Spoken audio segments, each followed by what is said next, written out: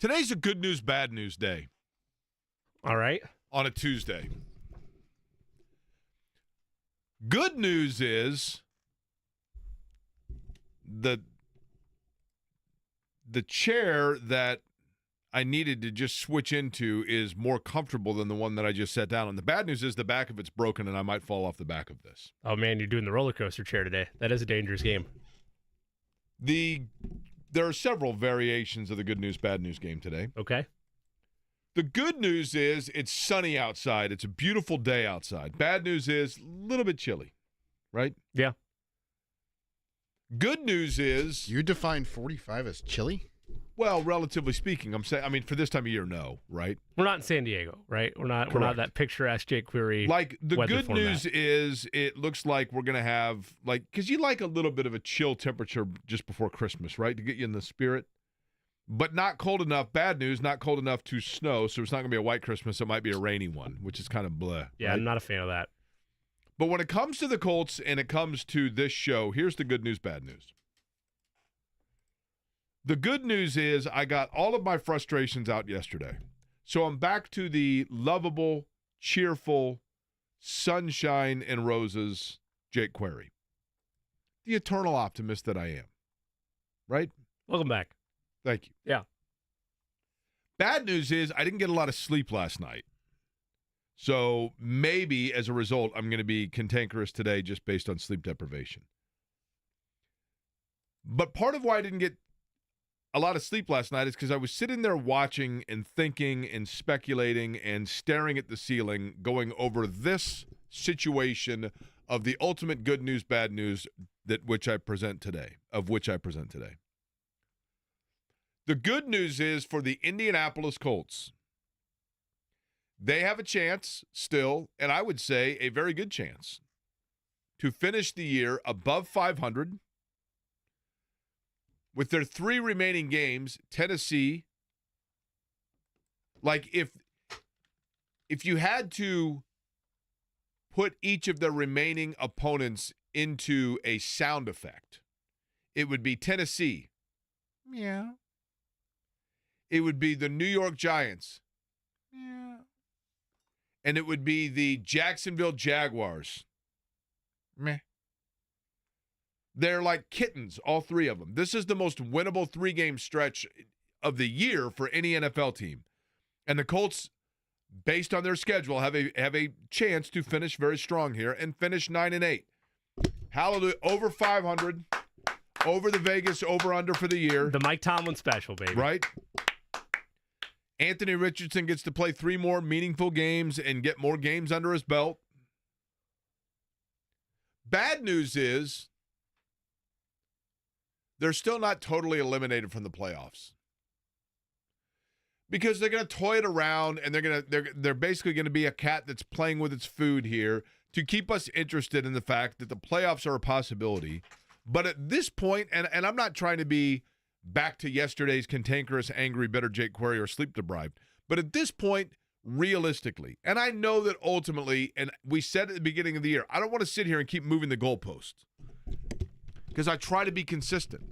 But I said at the beginning of the year that the most important thing this year was the development of Anthony Richardson, and that anything that came with it in terms of success they might have is a bonus and a byproduct. But the development of Anthony Richardson is the most important thing for the year. And if I'm going to say that, then what I need to say is that playing for and pushing towards a playoff possibility, or even getting into the playoffs and getting the experience of going on the road, playing in a playoff game, is very important, and very important for him.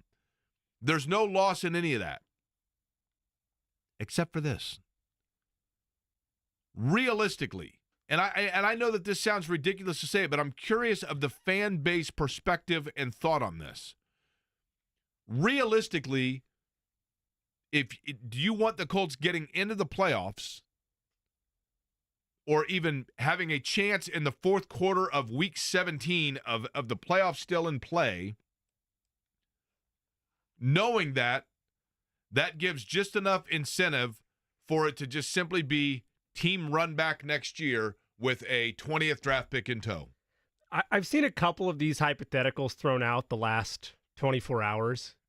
And they're engaging and they're thought-provoking, but I don't want those to be mutually exclusive things.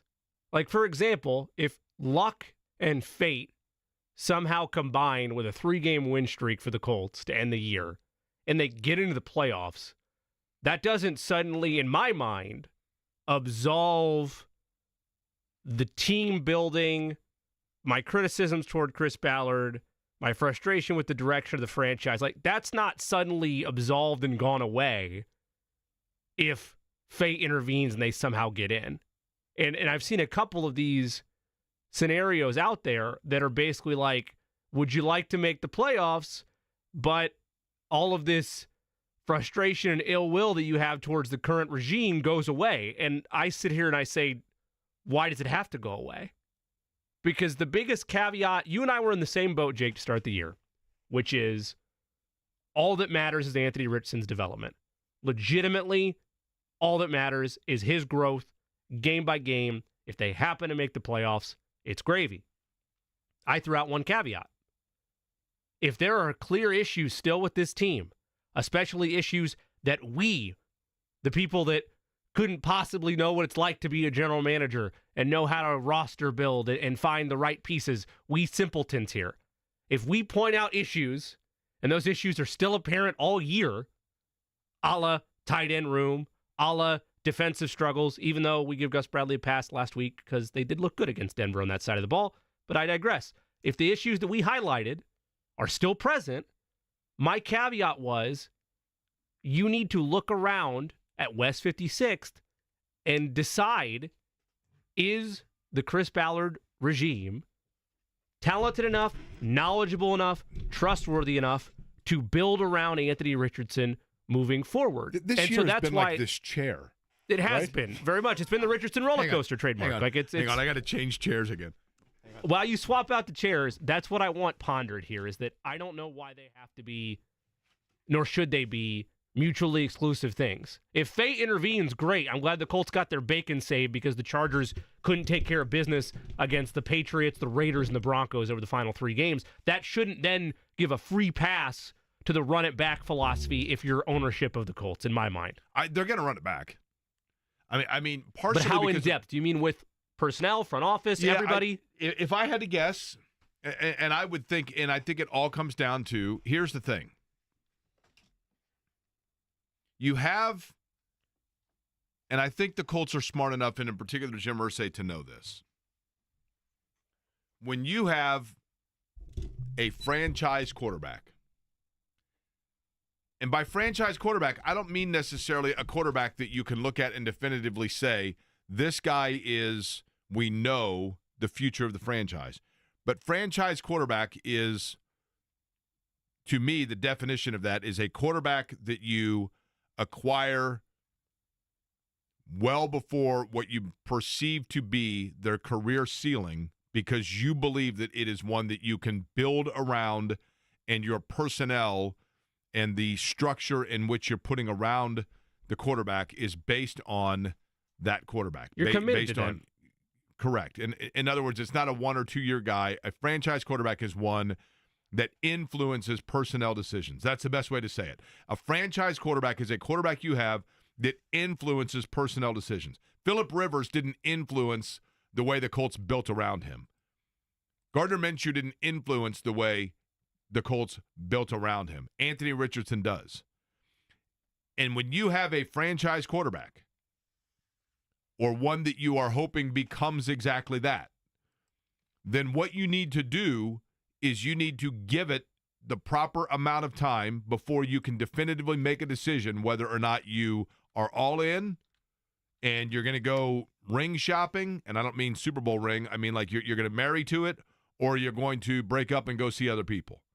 And they are still in that. It is still too early for them, based on the injury of a year ago and based on the inconsistency of this year, partially based on their own indecision of when to play him. The jury is still out, and I don't think that they can definitively make a decision on him, and I don't think they definitively want to. But the only way that you proceed forward with a franchise quarterback is to make sure that the franchise is invested.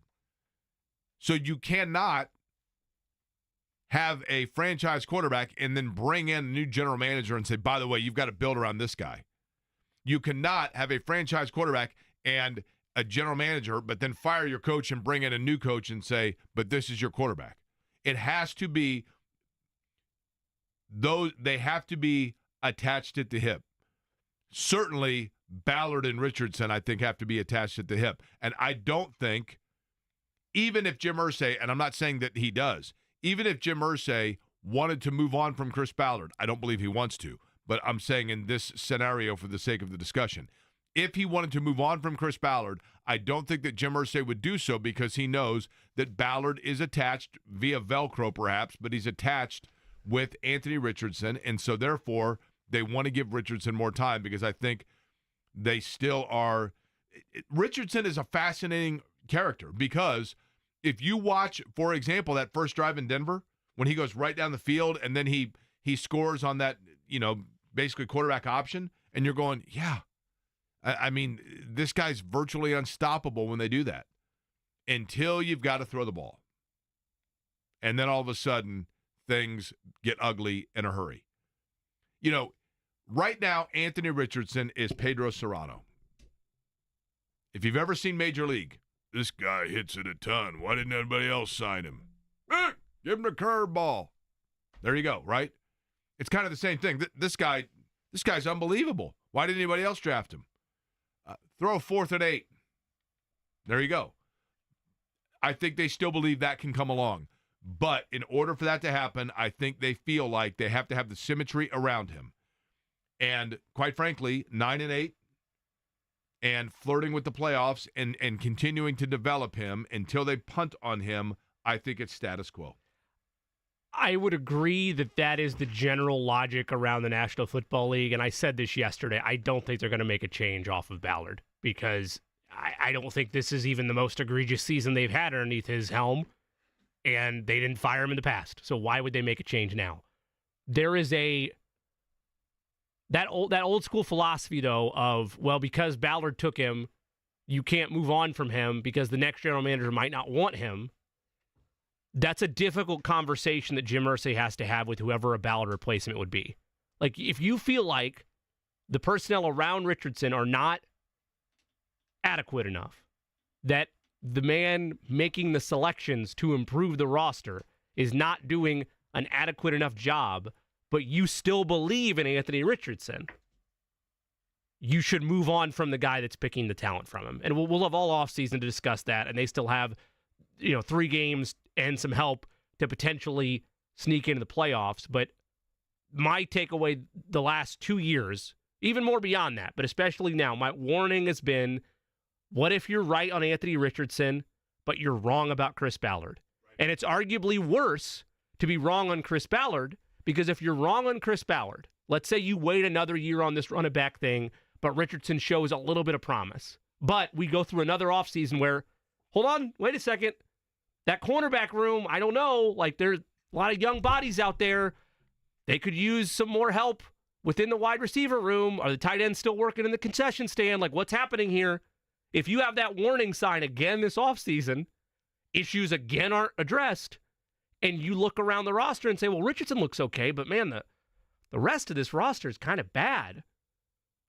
You're a step closer to having to pay Richardson and handcuff the next general manager to build around him. Right. Because if you wait a year from now and then the money's out, which it will be here in a couple seasons, then it's a general manager, a new one that's not only married to Richardson, he's married to a contract that he has to navigate through. And that makes the job itself more unattractive, even though Chap outlined yesterday, pretty much anybody's going to take one of these jobs because there's only 32 of them to go around. This is where I think they are with Chris Ballard. I think when Chris Ballard was acquired and hired by the Colts from Kansas City, it was thought that he was one of those like Acura, what are they called, NSX or whatever, the Acuras that look like a McLaren. I mean, the super fancy sports car level Acura. Like, this is this is the top of the line. There are only so many of them. We have to buy it now because they just don't become available very often. And so Irsay went out and got it, and it was thought that that was a possession that was rare. I think he has proven to be, over the course of 8 years, a solid Honda Accord. Reliable, serviceable, doesn't blow you away, but it's got 160,000 miles on it, and every time you start thinking to yourself, it's probably time to get a new Honda Accord, just when you think like it starts to rattle and you're like, you know what, I'm going to take it to the mechanic and he's probably going to tell me I got to get a new car. And the mechanic says, no, actually it's a $200 job, but it'll get you another 20,000 miles. Okay. So you just keep plugging along at it and you just keep riding along. It's sufficient. It does a nice job, but in reality, there are 12 of them on the block. But you don't want to get rid of it because it's been reliable and serviceable for you. And every time that you think you've hit the expiration date on it, you realize it's got another 8 months in it. To me, that's kind of where he is. I don't think he's terrible, but it is a franchise that now for a decade has been kind of in neutral. One step forward, one step back. 2 steps forward, step and a half back. Half a step forward, half a step back.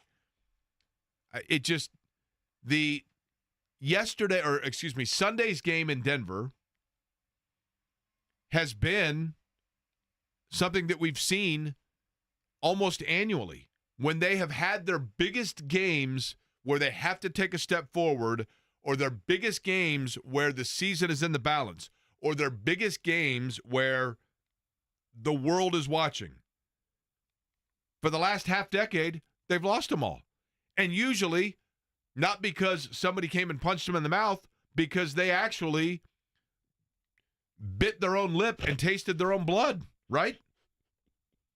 And that's where they've been. But they've been in position to be in that position. And so, therefore, you just keep, I think, once again, I think it's extra frustrating for me because even though we talked about this year being gravy, the South was attainable. Like, you would think a tenured general manager would be able to build a roster around to be competitive in that division. The Texans gave you every opportunity this year to go and be players in the South. Literally at every turn, an injury would happen to Houston, or they would stub their toe, or they would falter in a matchup. And not only could you not win the head-to-head matchups against them, you couldn't gain ground when they had their mistakes. Like, that's what's frustrating me, because I said this last year, and yes, I was drinking Kool-Aid and being reactionary to some extent, but C.J. Stroud is here to take the South. The Texans are real players now. You look at post-Manning, they are the dominant team in this division. They've won more division titles since the Colts' last decade of irrelevance in the South, and they've done it with 2 different franchise quarterbacks. And this was a down year for them by all accounts. They were the sexy dark horse pick to win the AFC, and it never really materialized because of injuries and other personnel issues that just didn't happen for them. And they're still going to be a playoff team, so maybe they can make some noise. But that idea of the Honda Accord, is it good enough to survive against the South? Is it good enough to navigate? Like, we're a year away from the Anthony Richardson. The parking lot of the South, okay, is a Yugo, okay, an older model Honda Civic, sure, a Honda Accord, and then probably. But an who do you Acura, want to be right? parking next to? Do you want to be parking next to the other pretend Acura in Houston, or do you want to be with the tire that has one slash in it in Jacksonville? I park or the Mayo-filled car in Tennessee. I park in the back corner of anywhere we go. We go to a movie. And it's pouring down rain, and Shannon's like, "Are you really going to park all the way back here?" I'm like, "No door dings, no door dings." I respect that. Jake, your car's 8 years old. No door dings, though. It is, but it doesn't look it, does it? Just the state of where the South is, and I know that we will dive into this ad nauseum during the offseason because we're going to get into draft talk, and there's still games to be played. I'm merely trying to ring the alarm bell of you are about a season away from breaking news, Anthony Richardson holding out for his rookie contract to be extended. And then you'll have that public fight of do they pay him? Do they not pay him? And you want the roster to be in a better spot than it is today. And year after year, we continue to look at issues with this roster, and it's either met with resistance or we don't know what we're talking about, or not resistance and acquisitions that aren't adequate enough to get the job done. That combined with having to pay Richardson at some point in the next 2 seasons, and where the Texans could potentially springboard from, because I'm done making jokes about Houston. Like, maybe we clip this and they become a laughing stock the next 2 seasons. I'm done making jokes about the Texans. The Jaguars, we can do it ad nauseum. The Titans, the Mayo perfume boy, Will Levis, Mayo perfume. Mayo The game Mayo day be delicious, perfume right? boy. Like, it writes itself. I don't need to do that. You know what they are. Houston has now gone back-to-back years with, like, Jake, did they not look gettable this year? Even what this year was supposed to be for the Colts of, hey, gravy if you make the playoffs. The Texans didn't do what people said they would, which is blow everybody away. They dealt with injuries, but they didn't do it. The Texans did not have their foot on the accelerator the whole year. No question about it, right? No question about it. But they didn't back their way into it. But yes, to your point, I don't think that the AFC clearly is, and it's funny because if you look at the cream of the AFC, there's part of you that thinks that it is like right there for anybody to take, and then there's part of you that thinks, but is it? Because there are 2 teams that seemingly are in the mix, but you don't feel like they are. And by that I mean Buffalo and Kansas City we know are great, right? Yeah. Pittsburgh is right there by record, and then Baltimore you know is competitive. But do you really feel like Pittsburgh and Baltimore are in the same category as Buffalo, Kansas City? There were times where I would have said it about the Ravens. I'm expecting the Pittsburgh Steelers to turn into a pumpkin in the playoffs. Isn't anybody? I think everybody is. I think everybody is, right? And it's not fully fair, but it's I know. It's what the rest of the AFC and sound logic would tell you. Now, they have a good defense, though. Really good defense. Can't fight that. I have a crazy prediction to make. Okay. You're not going to like it. Well, I figure if we're talking about the AFC and crazy predictions, I'm not going to like it. I have a crazy prediction to make, and you're not going to like it. Yeah. At all. All right. And we'll also get into a little Pacers conversation because they got a big stretch here coming up, as strange as that sounds, here in December. But we haven't talked as much about some of the changes they made, including one that was a newcomer over the weekend, and I thought looked like might be able to help them out just a little bit. It's a familiar name. We'll get into that in just a couple minutes as well. Big show lined up for you. Stephen Holder going to join us 1 o'clock today. Scott Agness, about 30 minutes after that, we'll talk about the Pacers with Scott. And then Dave Calabro, you heard me mention last week that this is the last week for Dave Calabro on Channel 13. And I kid you not, Calabro was supposed to join us. Originally, it was going to be 1 o'clock today. It's now going to be 2 o'clock. That's because Eddie just jumped out of his seat right there when I said that. Like, he's not. Originally, I'd said 1 o'clock, and Calabro had to reschedule for 2 o'clock today because he had something else bigger to do. I'll bet if people want to guess what it is that Dave Calabro had to do that prioritized over this program today, 75% of people will get exactly the answer right. 100% of people, by the way, with a car wash program, monthly car wash program, get $20 off a signature service oil change and a free tire rotation at Jiffy Lube between now and the end of the year. You got 13 days left to do it. You go into Jiffy Lube in Central Indiana, and you simply point to the team member, hey, you know what, right there, see the sticker in the window? I'm part of a monthly car wash program. Or on the license plate, I'm part of the monthly car wash program.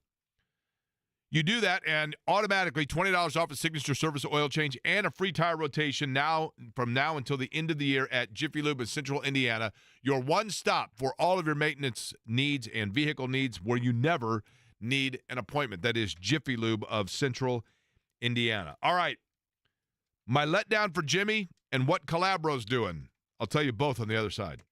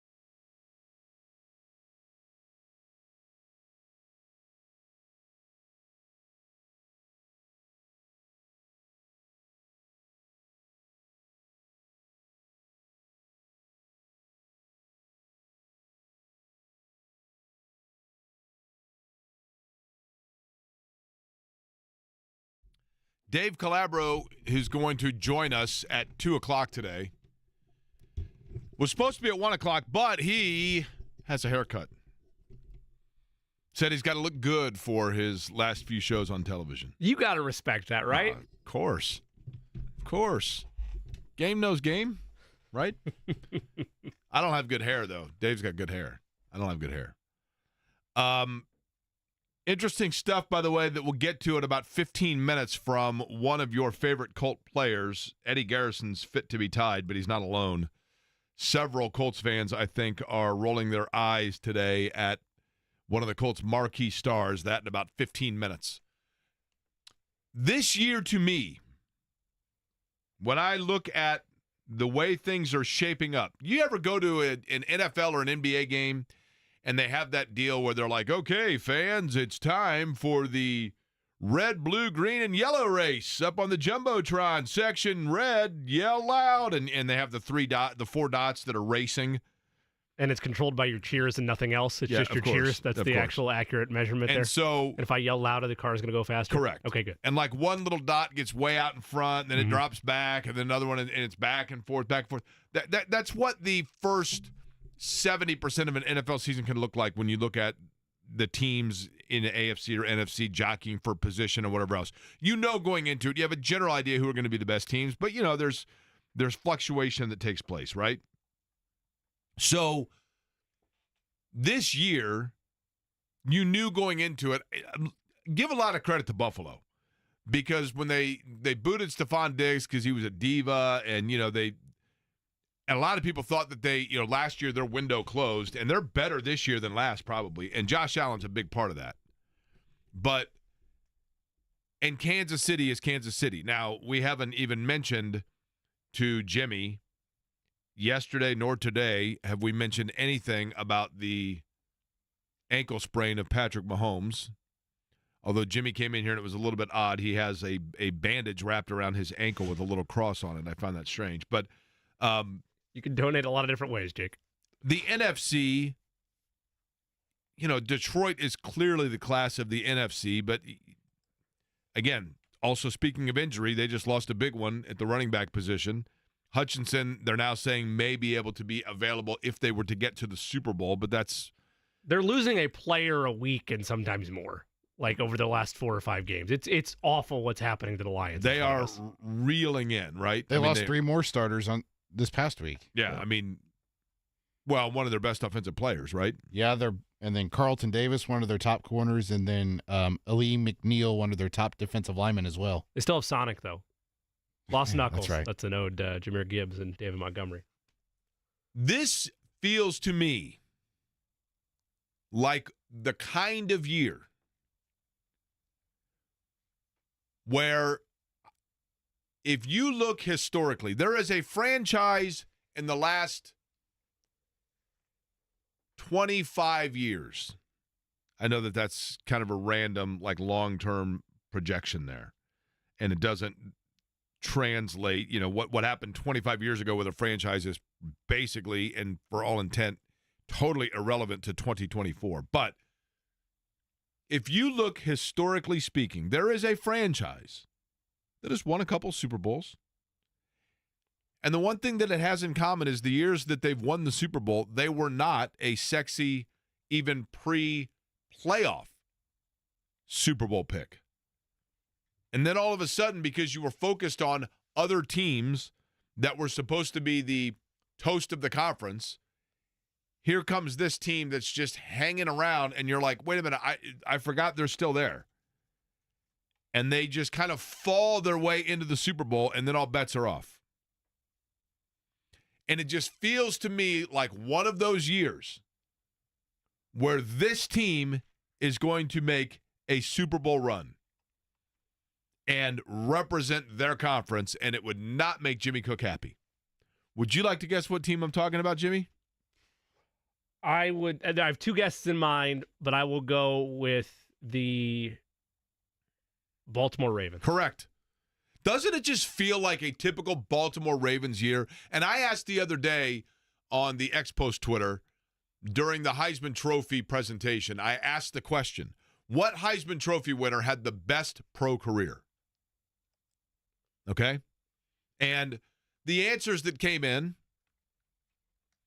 sometimes there becomes a recency bias in a question like that because we forget, you know who's been a really good pro and will go down as one of the greats in terms of Heisman winners is Derrick Henry. And I think most people's, the conventional wisdom would be, from a personal standpoint, certainly it would be Barry Sanders probably. But, you know, Roger Staubach had a great career. Tony Dorsett had a great career. And then there have been more recent players. You know, Charles Woodson had a great career.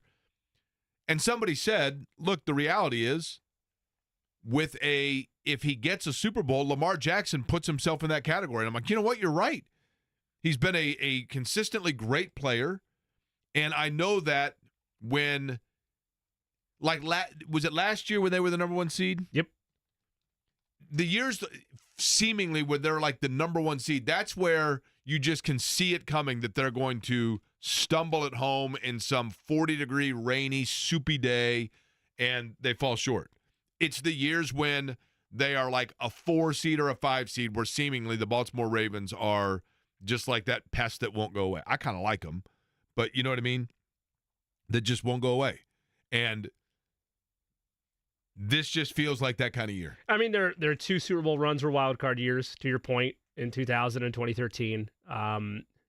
Which, again, I mean, those have nothing to do with the relevancy of this year. I get it. They don't. I mean, but they are just as stout and aggressive defensively. You know, obviously, those are your Ed Reed, Ray Lewis tenure teams. Those are Eddie Garrison traits: stout and aggressive. I would agree. Right? Thank you. Eddie, would you list yourself as an aggressive fellow? You are certainly stout. Have you been called stout before? Yes. Husky, stout, insulated, yeah. Like, if you were a beer, what kind of beer would you be? A stout, right? Thank you. Yeah, I feel like if Eddie was a beer, you would be like one of those coffee beers, but inside a bottle of Red Stripe. No, right? it's got to be one of those more modern beers. It's laced. those drinks that have a little extra in it. He's a stout-infused beer, but he comes in a Red Stripe bottle, right? Although, having said that, he probably would be a Guinness. You know why? What about a Little King? Little King's not bad, but you're more stout than that. I think you'd be a Guinness because Guinness, more often than not, especially like when you first pour it, you get a huge head on the Guinness, right? Or a Corona? No, you're definitely not a Corona. I do like Corona, though. Corona's got a long neck. Like my wife. Oh, God. I'm flipping that now and sending it to Shannon.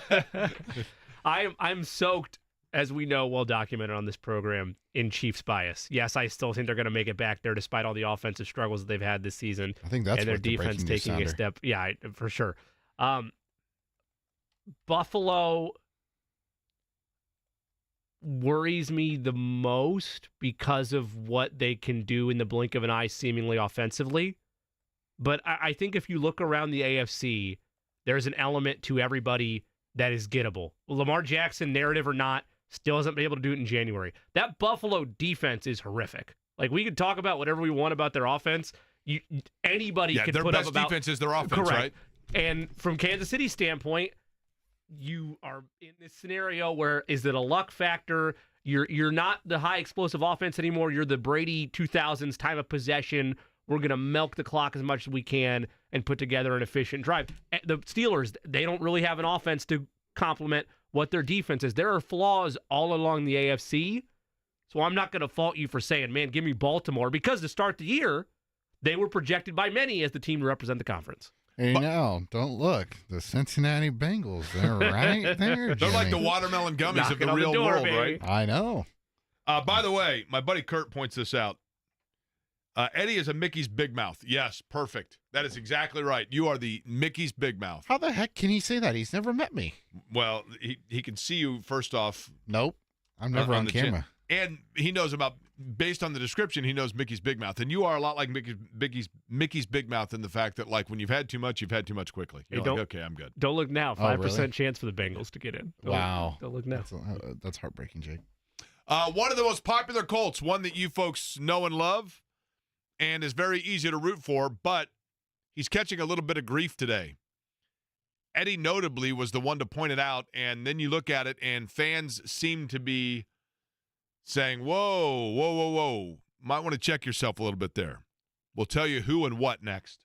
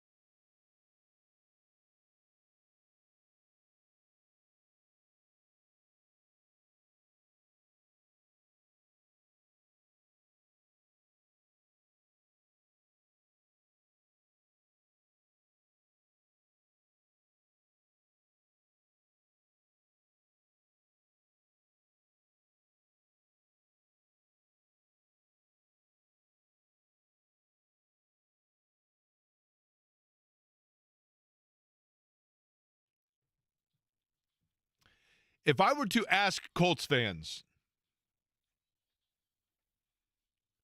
who is the favorite Indianapolis Colt not named Anthony? Okay, how about this? Who is the most popular Indianapolis Colt who, by design, could go an entire game and not touch the football? Buck DeForest Buckner would be very high on the list. or Defoe? Buckner would be very high on the list. Quentin Nelson would be very high on the list, right? Q, yeah. EJ Speed. EJ Speed would be high on the list. Kenny Moore. Kenny Moore would be very high on the list. So, too, would I think one of the favorites would be Zaire Franklin, right? Yeah, for sure. A member of the company, might I add. Zaire Franklin, who has been a good guy and a popular guy in the community for sure. But for a guy that was kind of has a Gary Brackett story about him, you know, huge statistics in college, a natural leader, comes in, people think maybe he's a little bit undersized for a linebacker, but puts up good numbers. But on social media today, Zaire Franklin, and this all started with, and I'm not trying to make a mountain out of a molehill, but I do think, Eddie, to your point, it's interesting. Let me read what's taken place, and then I'll read you the reactions to it. The Indianapolis Colts earlier this week sent a post with a picture of a signed football from Zaire Franklin, and they simply put, "You know what to do. Retweet to win." That is for a chance to win a signed football, but they put hashtag Pro Bowl vote.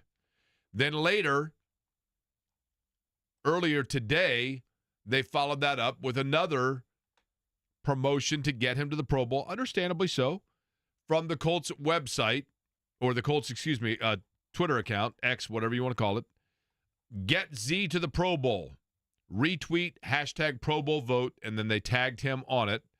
And they, again, had the same retweet and the same hashtag as the football giveaway to try to increase votes for Zaire Franklin. They sent that twice today, and then Franklin reposted it. Later, he commented on somebody who had posted the stats that he was leading the NFL in tackles. He said, most in the league last 3 years since I've become a starter. On the list with great players who I respect and study. If I never missed a tackle, I would be the best tackler the league ever saw. Much more room to grow. Then, an hour ago, he said, I'm tired of y'all playing with my name. The reaction to that has been interesting. If you look at the reactions, and this is what happens when you go and you sit at 6-8. These are the reactions to Zaire Franklin's tweets today. Stop tweeting. Win something. Fans are tired of the Colts losing. This year did not go as planned, but you are a beast. Okay, so that person was positive, right? This one from Rico. This is the fourth response to Zaire Franklin. 3 tweets today. 0 references to team or team success or team growth. 7 references to I, me, and my. 6 total wins. No opinion here, just facts. The next one. I love you, Zaire, but talking about individual accomplishments in the middle of the season is never going to go over well when the team is struggling. Doesn't matter who you are. Even Shaq Leonard's voice got too loud at times, even though people loved him. It does appear as though Zaire Franklin, for the first time, really, is starting to see the backlash of a fan base that, quite frankly, is fed up is maybe the wrong word, but growing very tired. Growing very tired. And been a good player. I have always felt that there are times that players, Shaq Leonard, I absolutely felt this about. I thought Shaq Leonard at times was a liability for them, and even though he had a knack for takeaway plays, no question about it. But Shaq Leonard, when he was here, I think you could make the argument that a lot of his statistics were inflated because of a defense that was funneling people in towards the middle of the field, and it was just set up for whoever was playing at that middle position to stockpile a bunch of tackles. Zaire Franklin is a very good player. There's no doubt about that. Is he an elite level impact anywhere you put him level player? I don't know if I'd go that far. But I do think that what he is learning, and part of this is it goes back to what has been said about him. He played collegiately at a program that was not used to winning.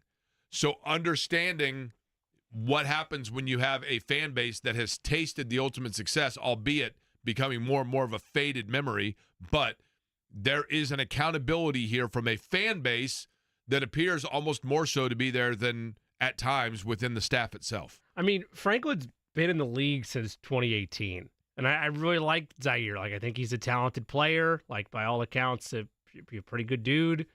But, and Jake, you and I are wired the wrong way in this regard. You more so in this regard than even me.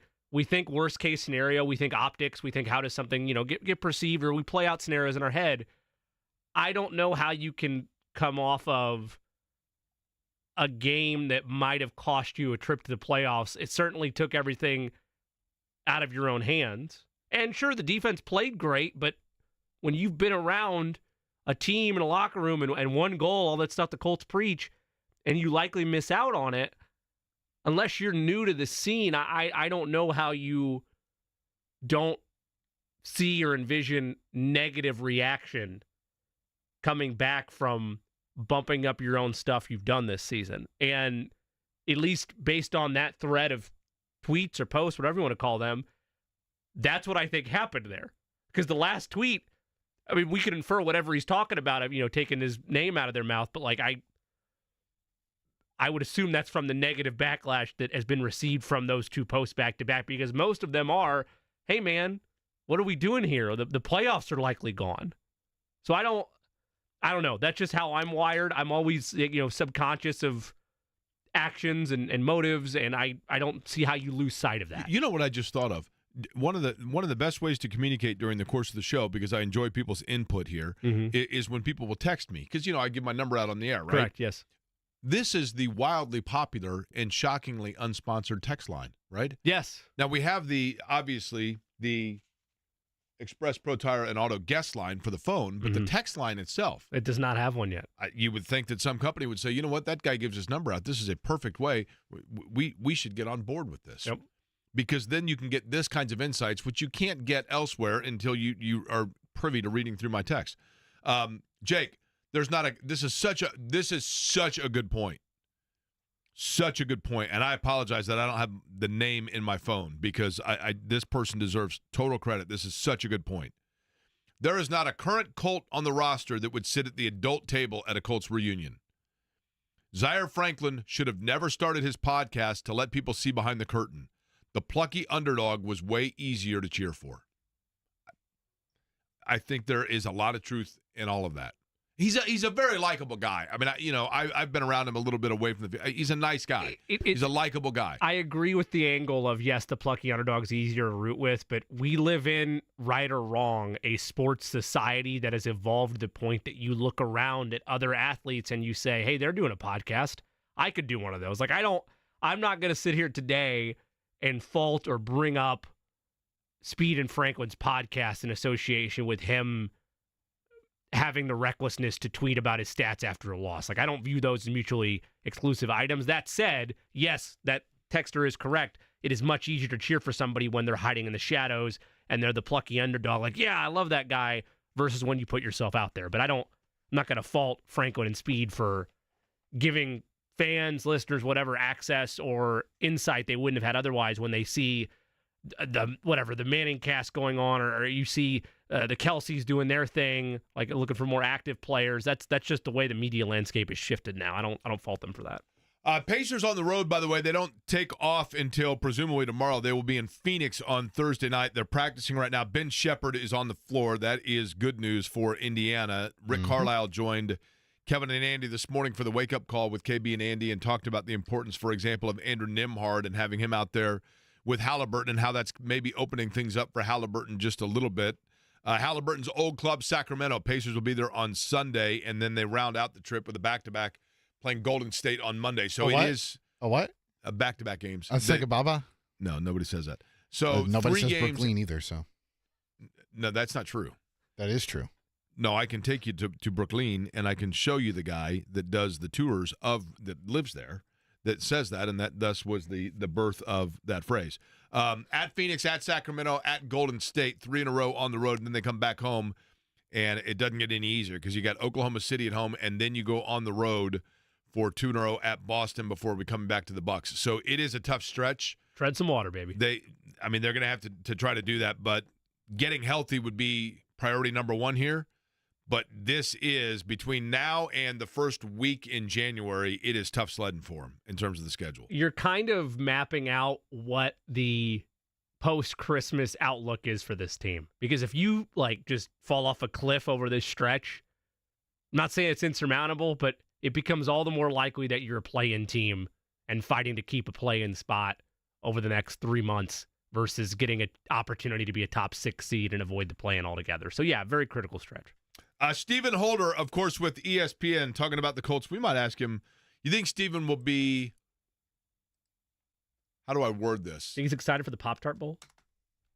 He is getting excited for the Pop-Tart Bowl. That much we know, right? Did you see the trophy? Oh, my goodness, did I see the trophy, Eddie Garrison? It has a toaster. Yeah, they did that last year. No. Now the top trophy. of the trophy, itself. you can put a regular-sized Pop-Tart in there, and it's a toaster. Yeah. Because last year, remember, they toasted the light. They took the mascot The down. mascots, yeah. And he waved goodbye to everybody, and then it was it was to the great cool. beyond. It was kind of cool, right? Yeah. So it's an actual toaster? Yeah, the top of the trophy is now an actual toaster. Yeah. It's got a football. They partnered with GE. I was about to say it has a football at the top of it, and now you can put your Pop-Tarts in. Look it little up during the slots. break. It's great. It is wonderful. We talk about how meaningless the bowls What are. percent Someone of steering people- into the hold on. skid and doing that is great. But what percent of people, and I'm going to ask Stephen, by the way, if the Zaire Franklin tweet bothers him. That was what I was going to mention. But what percent of people do you think toast versus not toast a Pop-Tart? I toast. I'm saying Depending over on the flavor. I'm saying over 50% would generally say they're going out of the bag cold, which is what I'm doing. Correct. That is correct. Which flavor do you toast, Eddie? Cookies and cream. So it's like you're eating a warm Oreo. Okay. I won't fight you on that. Can we pull that? Can we go That's Queer what and I'm Company doing poll? right now. All right. Do you toast your Pop-Tarts? I think straight. You just rip that. I would bad like boy wait open. real quick before Now, we press hold on. post on this. I want yes or no on that Let me- poll. I don't want yes, but what if it's a good flavor? Right. No, I want a straight yes or Okay. no. Am I? Let me ask you this: does it make me a psychopath if when I get the Pop-Tart, I go around and I crack off all of the crust part, No. the unfrosted part first, and eat that, and then I hold the frosted that's part what- and eat it? I do that as well. That's what I do with garlic Okay. bread too. I'll eat the crust so I get the delicious garlic middle Okay. instead. Yeah, I'm right there with you. I take Absolutely. the crust and I usually use it to wipe up the sauce on the bowl or the Good. That's a pro move. plate, It's a pro move, Eddie Garrison. depending on what the pasta is. Oh, you're talking. I thought you meant for a Pop-Tart. I'm like, what No. kind of sauce are you eating with Pop-Tarts? He's got Alfredo with Good his brown Lord. cinnamon No. sugar. Stephen Holder saves us next.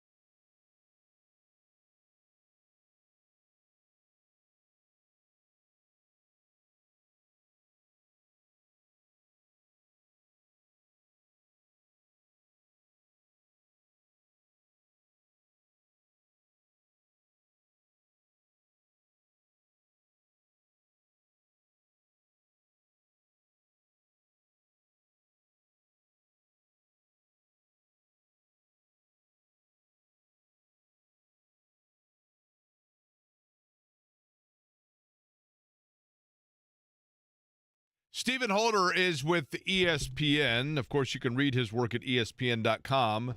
He also joins us occasionally on this program on the Express Pro Tire and Auto Guest Line. He is rearing up, and I will admit, this is a pretty cool trophy for the Pop-Tart Bowl. It basically looks like the Lombardi Trophy with a toaster at the top, which is weird because only a psychopath toasts their Pop-Tarts. Agreed. But Stephen joins us on the program now. Stephen, I'm going to get right to the situation we were just talking about, and I'm not sure if you're aware of it, but it's not a huge deal, but I'm curious. Zaire Franklin has sent a few posts today on social media regarding his candidacy for the Pro Bowl and is receiving a little bit of backlash from fans that are saying, look, man, your team is 6-8. You haven't played well. This is not the time to be promoting individual accomplishment. Is that an oversensitive fan base, or is that a fair critique? Fair question. I will start by saying I know the Pro Bowl means a lot to him. Like I've known that for a while. It was pretty evident, and I get it. It probably mean a lot to me too. I'm not surprised. I would say I don't know if it's right or wrong. I do think some of it is fans are upset and probably should just kind of leave it alone. But I also understand it to a degree, right? I mean, this is a long, I guess, years long sort of issue. The Colts falling short at the end of a season. This is now 2021, 2023, and 2024. And the biggest game of the year, they have fallen short, and most likely this year again will miss the playoffs as a result of that. So the wound is fresh, okay, and it's an old wound that keeps kind of getting re-injured. And so I get it. I understand it from both sides of it, man. And I don't know that anybody's right or wrong, but I also do think reading the room sometimes is not the worst thing in the world. So I'll leave it at that. Do you think Shane Steichen publicly holds players accountable enough, or as often as he should? Publicly, no. He's not going to do that publicly. No, he does not. Let's put it this way. Whether he should or shouldn't, I don't know, but he doesn't do it publicly. That is for sure. There are some coaches that do. Some do it poorly. I look at like Antonio Pierce in Vegas. He's done a really bad job of that at times, where I think he has said way too much. Like, buddy, you need to chill. Like, sometimes you don't need to put all the dirty laundry out there.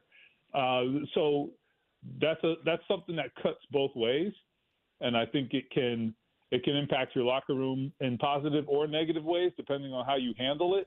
But do I think that Shane Steichen is pretty hard on his guys behind closed doors? Yeah, I do. I do think he has high standards. That was something that a lot of players told me, when he was first getting integrated here as a coach.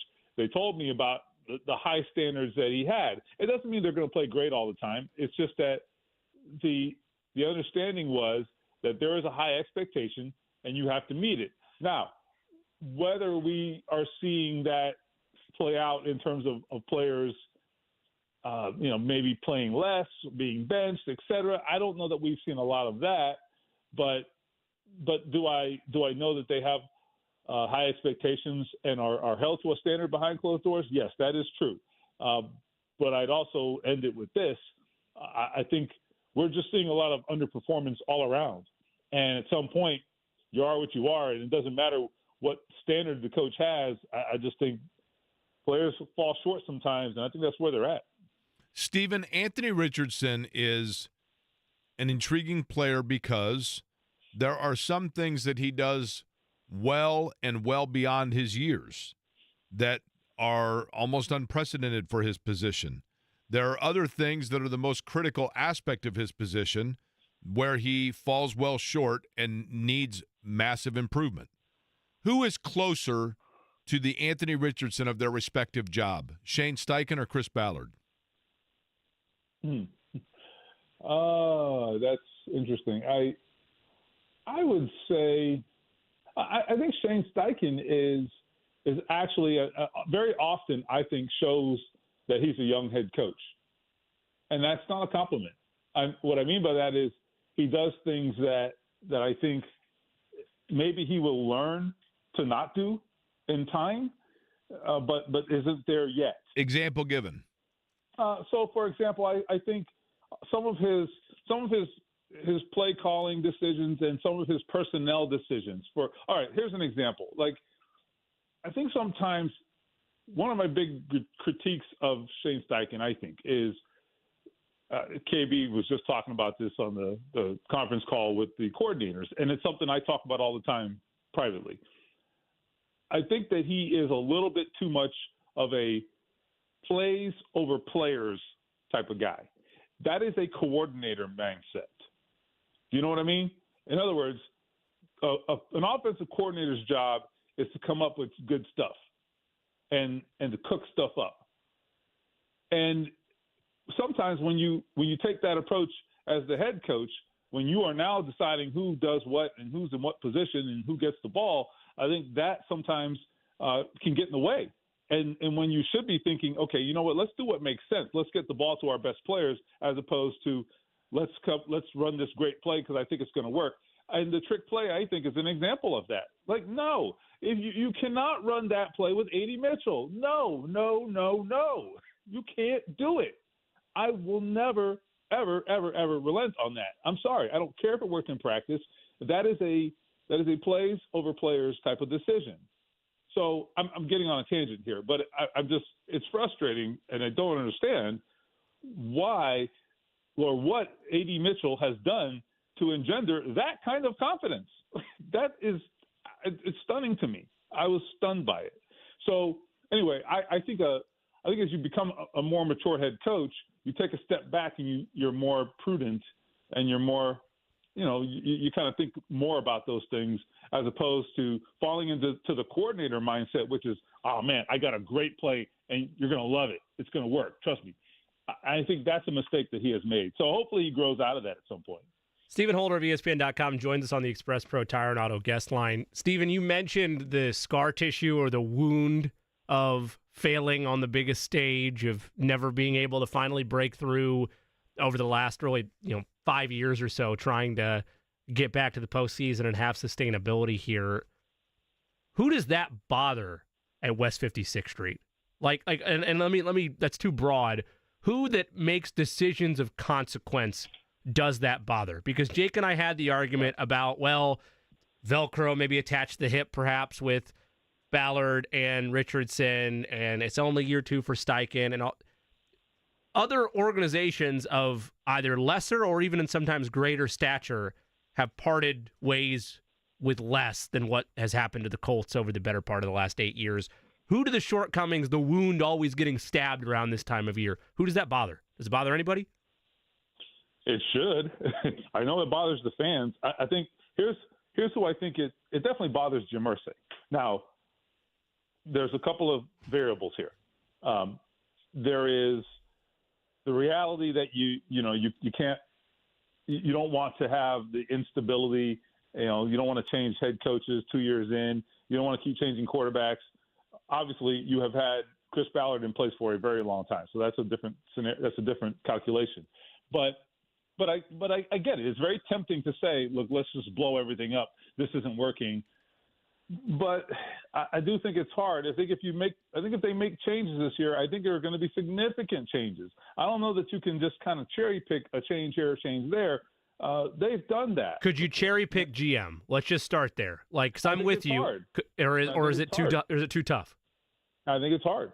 And that's why this is a tough call, because if you fire Chris Ballard, I'm not going to express an opinion on that. I can't do that, right? I can't do that publicly. Okay, let me throw out then. Okay, go ahead. Well, I'll just say this.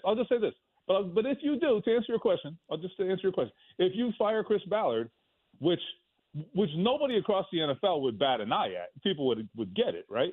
But if you fire Chris Ballard, are you now bringing in a general manager and saying, okay, hey, here's your head coach, here's your quarterback? You're not going to get the best pool of candidates if you do that. And that's the problem. And so if you're Jim Irsay, you have to think that through. And you have to really understand this is going to hamper my ability to get who I really want. You can get somebody, but I just don't know that it's going to be an ideal situation for you. Is the other side of that coin, though, and this is what I brought up earlier, let's say you play it out another year. You're another year further along that rookie contract. Yeah. You start to get into territory where Anthony Richardson's want to get paid. And then instead of it being a rock and a hard place for the general manager now where, I don't want to be married to this quarterback. Now you're literally financially married to this quarterback. Wouldn't that have just as much negative consequence on your talent pool? Yeah, they wouldn't quite be there yet next year, but certainly you're getting to a point where it's kind of, you're in or you're out on the quarterback for sure. Yes, in the long term. That is true. And I also think, even if you do decide to push or kick the can down the road and hold off on making changes, you still have to ask yourself, how are we going to be a better football team? And is Chris Ballard going to do what it takes to ensure that you don't have the same results? Because what they did from last year to this year was essentially nothing. They did as much to improve the football team as I did. So they did nothing, right? They had a draft, certainly, but they re-signed everybody, which was fine. I'm not saying – I didn't criticize it at the time because I figured, all right, let's let this play out. Let's see how it works. Maybe they're on to something. But they put – in the process, they put all of the hope for improvement on Anthony Richardson. And that, I think, was unfair to the quarterback because it allowed him no space to screw up and to be essentially a rookie quarterback. That progress is not linear with rookie quarterbacks or young quarterbacks. They are going to succeed at times and they are going to fail a whole lot. And Anthony Richardson, by virtue of the way they conducted themselves as an organization from one year to the next, they put all that pressure on him. And that was a mistake in hindsight. Did Anthony Richardson regress in Denver? I mean, I get it. It's a long process, Stephen. Or when the stakes were at the highest, did we, even though we had seen glimpses of him that were fairly tantalizing, did all of a sudden when it really came down to it, did we see the real guy and the one that took us back to square one? I'd say this. I'm still a little hesitant, and maybe I'm in the minority. I don't know. But I'm still a little hesitant to put just sort of a majority of the blame on him. And I'm not saying that's what you're doing. I'm just saying I think a lot of the issue here is how are the players around him playing? The answer is very poorly, in my estimation. And so I don't know if we're getting an accurate read on the 22-year-old quarterback. I don't know that. I mean, I watched Caleb Williams last night, and he looks terrible. And I thought about it, and I'm like, he also, by the way, Caleb Williams, and I have not seen this out of Richardson. Caleb Williams at times looks mentally exhausted. Richardson does not show that to me. I thought he did before he got benched. I think he did. That's the one thing they unintentionally got right was I think they gave him a mental break. That wasn't the goal, okay? So they can't take credit, but they unintentionally gave him a mental break, and I do think he was fresher mentally when he came back. But I agree with you on Caleb Williams. But that's also part of the point, right? I mean, when you feel like you have to do so much and you have to lift the team, which Caleb Williams, by the way, shouldn't have to do because they have a good team around him on paper, but they're playing terrible. But the point is, you see what happens when the players around you are not playing well. I mean, the effect that has on the quarterback is massive. And I'm sorry, I mean, when he has to throw a combined 9 passes to A.D. Mitchell and Kylan Granson, who have not been reliable, I mean, what are we even expecting out of this kid? I think it's absolutely ridiculous that this supporting cast has let him down the way it has. He has also let himself down, okay? He has. There's no question about it. Anthony Richardson has not been up to par. But for us to sit here and to – Do you mean when you say he's let himself down, you mean in terms of his level of play or his level of commitment? No. He has just his performance. Like he hasn't played as well as he perhaps can. He hasn't been consistent, I guess. Let me just put it that way. Stephen, if you had to guess, would you say that Anthony Richardson will be able to show definitively for the Colts what they need to do with him before the time comes when they need to make that decision, one way or the other? So now, just to be clear, that when you say before the time comes, I mean, you're not talking in the next 3 games, are you? Or, No. I mean, when, at some point, they're going to have to, I would say it's this time a year from now, but they're going to have to make that decision whether this is the guy they're going to try to run with or not. And if there are glimpses still, but not definitive long-term solution, then they're going to have to decide whether or not they want to basically roll the dice or punt, okay? Do you think that before that decision date comes that they are going to know definitively one way or the other? I can't say that 100%. No, I really can't, because I think we haven't seen consistent enough trajectory to feel like we can confidently say that. Now, do I think he has progressed? I do, and particularly in the back half of the season. Now, Sunday was Sunday in Denver, and nobody's going to try to talk anybody out of what they saw. We saw it. Wasn't good. Terrible. But I do think there have been some glimpses in recent weeks where I'm like, okay, he wouldn't have done that maybe 6 weeks ago or a year ago. And so that's good. Those are building blocks. There aren't enough of them. And one of the things that I think also needs to happen is, like I said, the supporting cast needs to be looked at very carefully. They got to get him some better help around him. Tight end, I think even wide receiver, even though I like these guys, I still think everybody should be evaluated. And you should think about making additions everywhere, okay? That's the first thing. The other thing, though, I would say is that Shane Steichen has to be better. His play calling, if you go to my Twitter feed, and yesterday I posted some numbers from their opening drives, which have been fantastic, by the way. The Colts' opening drives of games, they have been unbelievable, I would say. Compared to the rest of games, the contrast is stunning. Why is that? Because defenses adjust. Shane Steichen maybe does or doesn't adjust. It gets harder on the quarterback. And so I just think that becomes harder on Anthony Richardson when the coach maybe isn't pushing the right buttons as the game goes on and maybe starts to overthink things. So anyway, if you look at where his designed runs, Anthony Richardson, which have been very effective, his design runs have been, for the most part, heavily concentrated early in games. And then they get away from it. What are they doing, right? So play to his hand, play to his strengths. Stephen, we've already seen plenty from Anthony Richardson this year, and part of the reason that Colts fans, and myself included in that regard, wanted to see them beat Denver was to add more meaning to these final 3 games. Now it's just hoping the Chargers, wet down their leg and give an opportunity for you. But the remaining schedule, in no particular order, with the Giants and the Titans and the Jaguars, it's a combined 8-34 sitting there between those 3 teams. Needless to say, not very good. What are you looking for from Anthony Richardson against this, horrific level of competition that unfolds? I get any given Sunday, all that, but with how he's played, what should be the standard for him over these final 3? It's really simple. Just consistency. That's it. He just has to be more consistent. And I think he's got to learn to deal with the tough moments. And by that, I mean, when he's under a lot of pressure, which he has been, and sometimes he responds well to it. Other times he responds terribly. He's got to continue to feel that rush and have a better reaction to it.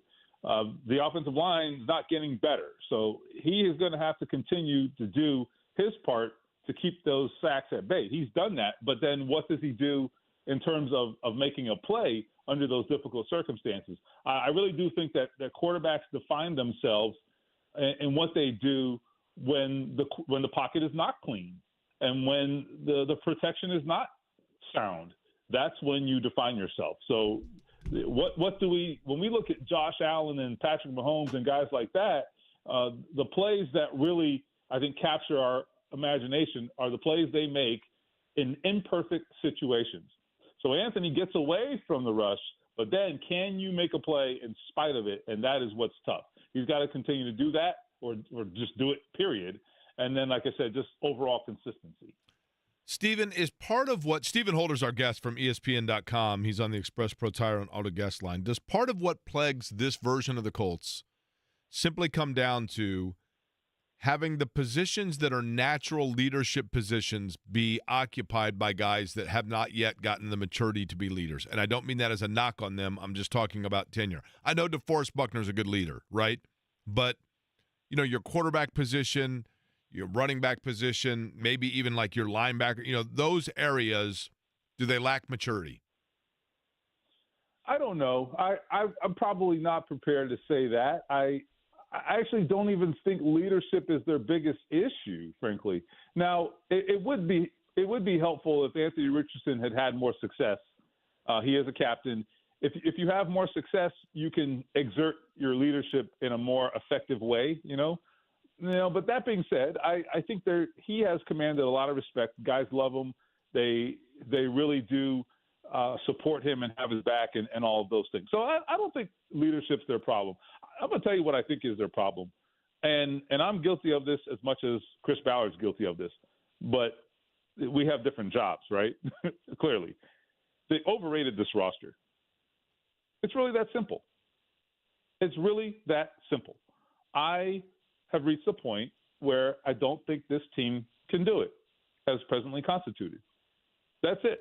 And the area, sure, the area not named tight end or like, let's say, long ball receiver that you feel that they are weak is where? Oh, there's multiple. I mean, I think the defensive line, talk about underperformance, completely underperformed this year. And look, they have a lot of good players there who I like and I think will play in the league a long time. But that was supposed to be a dominant defensive line. What the hell have we seen this year that suggested they were dominant at anything? Nothing. Now, they had a good game this week, but that defensive line was supposed to be the unit that was going to carry this team. That didn't happen, period. Did not happen. So I'm not saying they played poorly. I'm saying they didn't play up to the level of expectation. I mean, they had a good unit and went out and added Leatu Latu on top of it, the number 15 pick. And I would argue they got worse. Explain that to me, right? That can't happen. You can't put together a collection of talent and put all of your eggs in that basket and then they just play average. They played average this year. So that's the big one for me. And then I would also say the offensive line underperformed as well. Some of that's injuries. Some of that's just, I think, regression. I don't know. And I think, Stephen, and I say this with all respect, okay? I don't say this as a knock on the individual at all. I'm going to be very clear of that. Yep. But it's sounding more and more like Braden Smith, understandably so, who has been a good player and a good soldier for them. Now that he has gone on to the non-football, injury list and his year is complete, would not surprise me if they now have to look at a direction towards filling that void next year, which is another one that you add onto the pile, right? Yeah, I think that's fair. It is. I don't know what's going on with him, so I'm not holding out. I don't know. Clearly, he has some kind of physical issue, but let's take that out of the equation, which is an awful thing to suggest. Like we can just ignore it. We're not. But I mean, just from a football perspective, he has some really bad knee issues, and he's been fighting it for 2 years. And I've seen him lay it on the line. To his credit, I mean, that guy has fought and tried to stay on the field, and he has this year. Last year he couldn't. This year he did. But let me tell you, he has given every ounce that he has to push through. If you see Braden Smith after a game in the locker room, you would have a lot of respect for that guy. But that being said, I mean, he can't even get out of his seat for quite some time because he's left it all out there on the field. And I know he's playing through a chronic knee issue. Now, that being said, they have to think long term there, and I do think you will see them think about what's next at that position. Okay, lastly, Stephen, I wanted you to address this. Eric asked it. It's a great question. I want to throw it to you. This question on X from Eric. Do the Irsay daughters have any say on off-season changes? Yeah, I mean, sure, they have say because their last name is Irsay, but the decision will not be theirs. That I can tell you. Their decision will not be theirs. And here's how I know. When Frank Reich was fired, so my understanding is that Carly Irsay found out after the decision was made. Okay, so that should tell you how the decision making works. But when it comes down to it, Stephen, when it comes to the Colts, they have the ultimate say. You know what that is?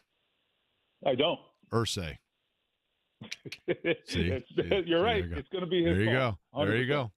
All right, Stephen, we appreciate it. Enjoy it. When is the Pop-Tart Bowl? Do we know? Eddie, do you know the Pop-Tart Bowl date? It's a week from Saturday. Eddie usually on top of it when it comes to questions A about week bowls. from Week from Saturday? Okay. Well, then I guess we'll talk to you between now and then. You know, I didn't Plenty wanna... of preview questions to throw out that way. That's right. One Stephen Holder. I'm sure he's excited. Are you on cooked or uncooked Pop-Tart camp? Oh, we went through this last I know we week. did. I can't remember. You got to toast them, man. I mean, All right. Okay. you Never guys mind. say I I'm the disregard it. psychopath. I withdraw the question. Never mind. You guys say I'm psychopath. I'm a psychopath. I think it's the other way around. Didn't know you I were a agree with communist. Stephen here. I agree with Stephen here. Well, you two can just go and have your little Eddie's toasted also Pop-Tart hallucinating party. right now, so it's tough to fully Hey. vet that. But That's right. Hey, Stephen, Pop-Tart appreciate party it. on deck. Appreciate it, Stephen. We'll talk to you You got soon. All right, Stephen Holder on the Express Pro Tire and Auto Guest line. I'm telling you, right now, I think if we check the survey results, Eddie, why don't we tally them up? We'll let you know on the other side whether people are psychopaths or not when it comes to Pop-Tarts. And Dave Calabro joining us about 30 minutes from now.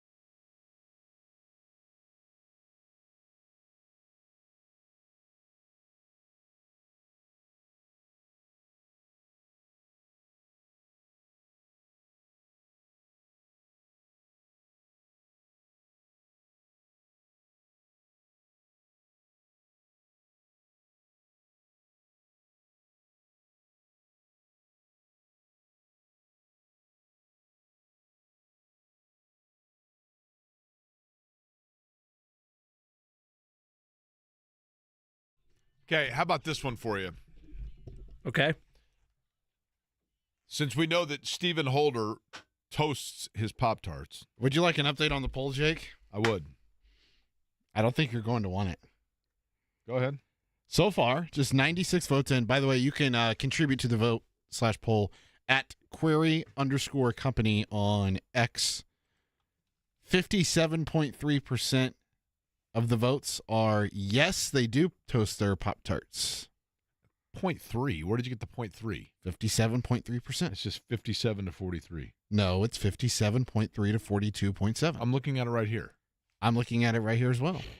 How do you get it that specified? Maybe it's because I'm looking on the desktop and you're looking on the cellular device. Anyway, the point is, I just got off the phone with Steve Kordacki. Let me tell you, there's a lot of uncooked Pop-Tart Too votes still early out to there. call. Too early to call here. Here's another one that we can go over at another time. Yesterday we had Mike Chappell on the show, right? That is true. And I mentioned that tonight is and I'm very peripheral on this, but it's always an honor to go to it, and it's a highlight for me for the year. But we do a dinner with everybody that worked at the Indy Star that overlapped with Robin Miller. I was a grunt at the time. But I remember this from last year about Chap. And I was like, whoa. And he kind of laughed. He's like, yeah. And so it's always been that way for me. When Chap orders a bottle of beer, he orders separately a glass of ice cubes, and he pours his beer over ice cubes. That's not the dumbest sounding thing in the world, but then you think about it, and you're like, but most people don't do that, right? You either drink an ice cold beer, or like, do you know people that pour beer over ice cubes? I've heard it in its obscure nature, but I've never seen it out in the wild. It's very popular with brown bears and lynx, just so you know, out in the wild. Yeah, if you see, just out of if you happen to be like mountain, hiking in the mountains, sure, and you see a lynx, and don't even go near it because it's very possible that he's just had a beer over ice cubes. Very popular in the wild, and then becomes very aggressive. Just so you know. Good news is, though, depending on how many of those over ice beers he's had, you can run away. If you go in a zigzag formation. That's right. Might throw him off. Joining us now on the Express Pro Tire and Auto Guest Line, and I'm sure thrilled to be doing so based on that segue, Scott Agness is with Fieldhouse Files. Scott, I want to get to this first and foremost. You had an article yesterday. I wanted you to enlighten people on it regarding the Pacers and television availability for people beyond that already exists. There is something new in the works. Is that correct? That is right, Jake. Good to be on with you guys as usual. This is going to be really good for fans and good, I think, for the Pacers marketing department because visibility is everything. The chance to reach more fans means something. And so coming up beginning next year, meaning in January, 5 games will be simulcast, so on FanDuel Sports Network traditionally, in addition to WTHR. Sources told me here in the last week that is not yet finalized. I expect it to be finalized this week, but this will allow, Jake, I can't imagine how many kids just have never grown up watching Pacer games because their parents don't have cable or they have a streaming package and they've been unable to watch Pacer games. And I think by reaching more fans, this will be a great reach for the team and marketing, but also that'll help drive maybe people to buy tickets. It's the same thing I've said all along about the Indy 500 as well. If you're not exposed to it, you don't know what you're missing out on. Why 5 games, Scott? So FanDuel Sports Network is owned by Diamond Sports Group, and to be clear, FanDuel Sports Network's the same as Valley Sports. It's the same as Fox Sports Indiana. It was just renamed so that it could generate a different income stream here. But the parent company is Diamond Sports Group. Remember, they have been in bankruptcy court, and as part of editing the terms and reopening the agreements with the 13 teams that they have agreements with. This was done before the season. They allowed for teams to simulcast up to 5 games. This is the future, I think. This is the way a lot of other teams have chosen to go.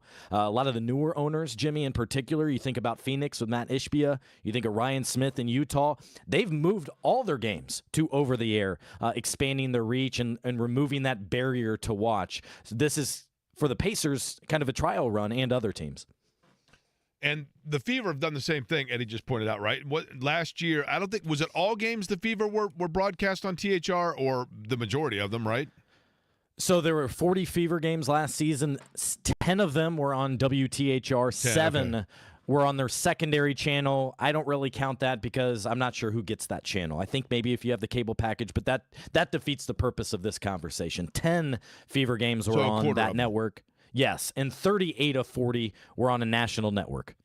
Scott, when it comes to the Pacers, whenever these 5 games would be, and I guess they're games to be determined, but by then it would seem as though the Pacers are going to be at full strength finally because they've had guys, and I don't mean Isaiah Jackson and James Wiseman, obviously, but when you looked at some of the key injuries, Shepard, Nesmith, Nembhard, you got Nembhard back. They're starting to lift that minute restriction. Ben Shepard back in practice today, correct? Yeah, that's what it sounds like. Yep.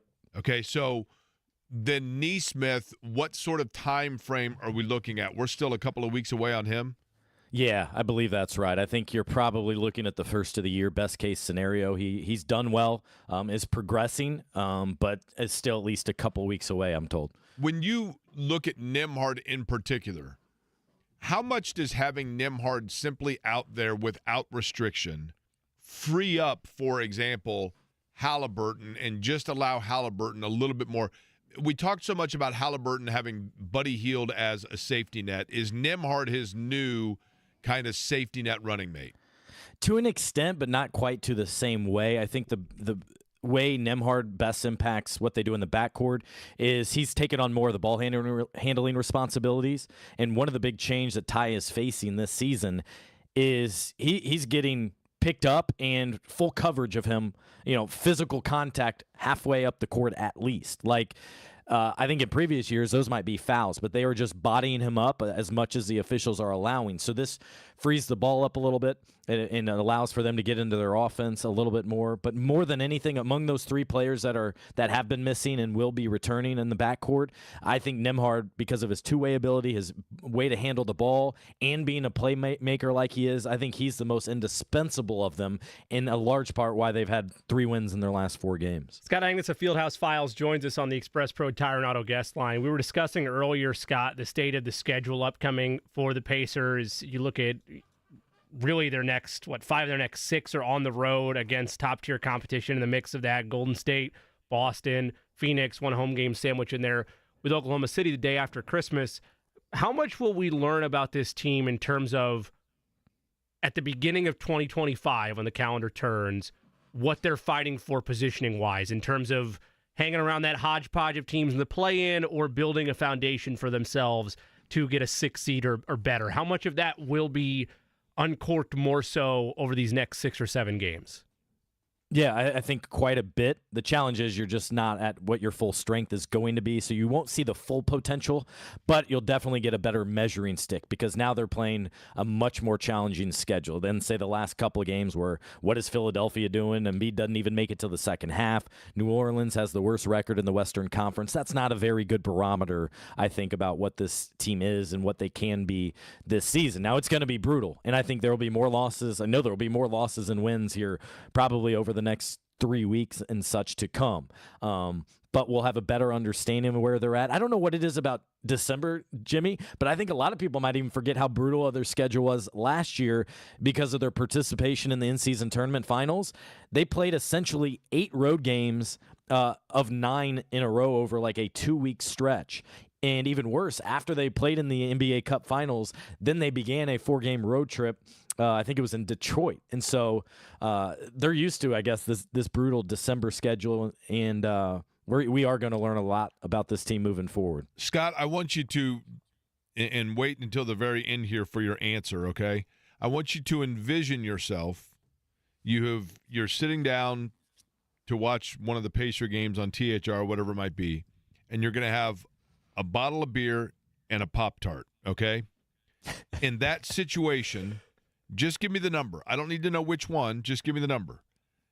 Between a toaster and a glass of ice, how many of those 2 variables are in that equation that you're picturing for yourself? Definitely not a glass of ice, and definitely a toaster. Yes. So you toast your Pop-Tart. Always. Yes. I can't remember. To be fair, I can't remember the last Pop-Tart I've had. I bet it's been 5-10 years. But if I did, absolutely. You want it just enough where that cinnamon is a little runny. Oh, it's good. Scott, okay, answer me on this, Okay. though. Have you ever, and I'm not going to sway you sinch you said always, but me and Jake are camp. I'm going to take it out of the box and go straight. Let me ask you something, though. They sell Pop-Tarts at convenience, like at gas stations. Am I missing something? Do people have toasters in their car? Well, so what the hell are people doing here? that's not Who where buys I I haven't bought one at a convenience store. You buy it at the I bought They one at a always gas have them at station. gas Yeah, stations, I bought right? one at a gas It's station like a road before. trip food, right? The angle I was going to go with as well, though, Scott, take it back to the high school days. You never just grabbed a Pop-Tart, run late to school, and just, get it and go, eat it on the perfect. fly? Not really, because I'm not a big breakfast guy, so I All would right. easily skip that. All right. But secondly, the occasional times I would have it, no, I would have it precise. I want to make sure it was not burnt, but Yeah, just you're very crispy punctual. enough. Scott, I get let's it. be You would, real you would here. add time there for Exactly. the Pop-Tart. Let's be real, though. Yep. In our stomping ground, Scott, if you were a breakfast guy, you got to go to Bagel Fair. I Oh, love Pop-Tarts, but 100%. you got to go to Bagel Fair, right? Nothing better than that on Oh, a man. Saturday morning before tennis. Blueberry bagel with cream cheese on that bad boy. Forget about it, man. Awesome. Exactly. Yeah, and you say lightly buttered, and they put the whole stick on there anyway. It's awesome. It is. That's so true. All right, Yep. Scott, we appreciate it. Okay, Even thanks, though guys. you're a psychopath and you toast your Pop-Tarts. I guess the question would be this. Do you, and I'm not trying to hedge it here, but if you are, like, for example, would you eat Pop-Tarts without them being toasted? Do you always have to have them toasted? That Right, like, is it a be-all, end-all for Right. you? Like, to me, Like, I wouldn't turn if you gave me a cooked Pop-Tart, I wouldn't turn it away. Like, I wouldn't go. Here's the thing. It's not cooked, it's toasted. I don't know that I've ever gone to the okay, grocery now I store. would turn it away because I don't of know that I've ever snobiness gone like to the grocery store and bought a box of Pop-Tarts. The only times that I've consumed Pop-Tarts, which is a fair amount, but is if I'm like grabbing a snack on the road or something like that, and they have them right there at the gas station. I'm like, oh, there you go. Or like, okay, here's a good example. The food tent for IndyCar broadcasts, for IMS Productions, the TV and radio where we go, like where they have food when we're at the track all day. Sure. They usually have up there a thing of the like little 2-pack individually things of Pop-Tarts. And I mean, they probably do have a toaster there, but usually I'm like, man, I'm on my way out It's a grab to a and turn go. or whatever, and I grab Yeah. and go, and I just grab one, and boom, I'm off. Like, I have bought a box of Pop-Tarts as an adult, but admittedly, most of them were, purchased by my parents. They were in the pantry, and it's just like a quick snack for high school. Or if you were at the C-store down at IU and you need a snack in between classes, it's the same setup as it would be a gas station. You just go in there, grab the Pop-Tart, and move. Here's the thing. This is almost insulting to me. Mhm. People are like, look, the inside filling is actually made to taste best when warm. Of course I know that. I know that that's what, you know what I mean? I'm aware of that. But that's the whole, like, okay, here's a good example. Like, cereal is made to go with milk. But it doesn't mean that people don't grab, like, a thing of Cheerios and eat them. The like other that, thing, right? I know I'm cherry picking to some extent with this, but like, you're not going to turn down pizza just because it's cold in the fridge. Like, I'm not going to take the time to reheat that. I'm going to eat some cold pizza. Like, I don't Nope. love some cold pizza in my life. Maybe that's too far for you, You don't two, but eat cold it's the pizza, same Eddie? thing. No, gross. Really? Disgusting. Gross. All right. Well, I wonder what the crossover Did you is go there. to college? I did. I wonder what the crossover is between cold What pizza sort and of cold diva Pop-Tart. were you where you're like, well, actually, Well, I'd like chai to eat tea, your Jake, cold pizza chai in the tea, morning, but Jake, instead I'm going to Jake, go it's the chai tea put effect. my Pop-Tart in the toaster. You'd not have some chai tea with your cold pizza. I It's mean, not- honestly. they don't pair together. What sort of, like, Nope. honestly, what sort of a weird, like, vacuum sphere have I been put into now where, like, literally the antithesis of my life is before my eyes every day here? Cold pizza? Nope. Nope. It's very good. Who hasn't in college eaten cold pizza? I mean, again, obviously, like, That's like part of like a cooked pizza is the way to go, but I have leftover pizza at what, home in are the you fridge going right to now. MCL every day? Like, I'm Like, not- No. you know, I mean, like, you live in a baked tilapia when See, you're in college? I'm more of a breakfast person than a lunch person. I'll eat breakfast. I don't eat lunch. Okay. What is there any item that is generally cooked that you would eat leftover cold? For No. you personally. Okay. No. All right. No. Yeah, no, I can't think of anything.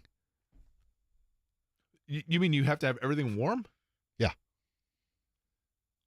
Okay. Unless it's meant to be cold.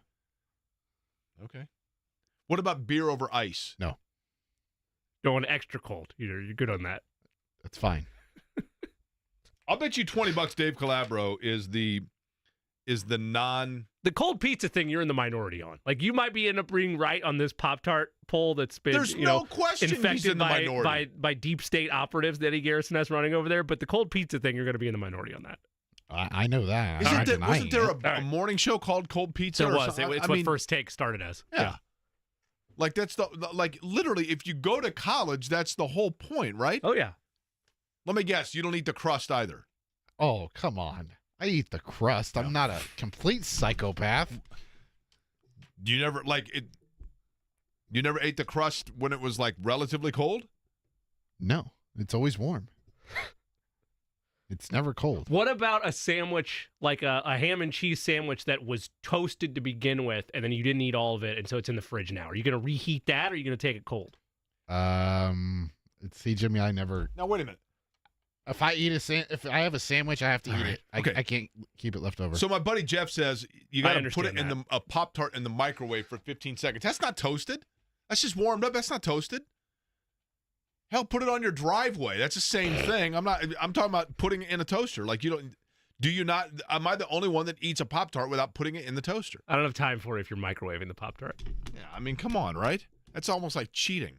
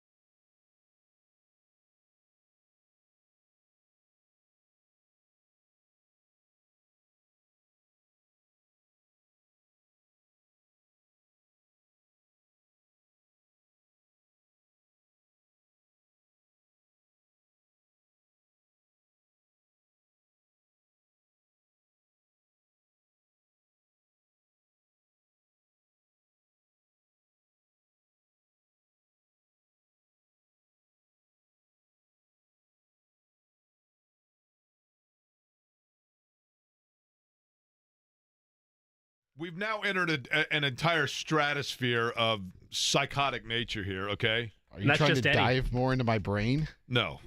Somebody just sent me this, and now I just want to stop the planet because I want off, right? Okay. Is Eddie texting you again? No, somebody sent me an actual photo here of the instructions on the, I don't know if this is from like the back of a thing of Pop-Tarts. Pop-Tarts in the freezer. Put the pouch in the freezer and wait 20 minutes and then have a frozen Pop-Tart. Eddie, your thoughts? I've never thought of that.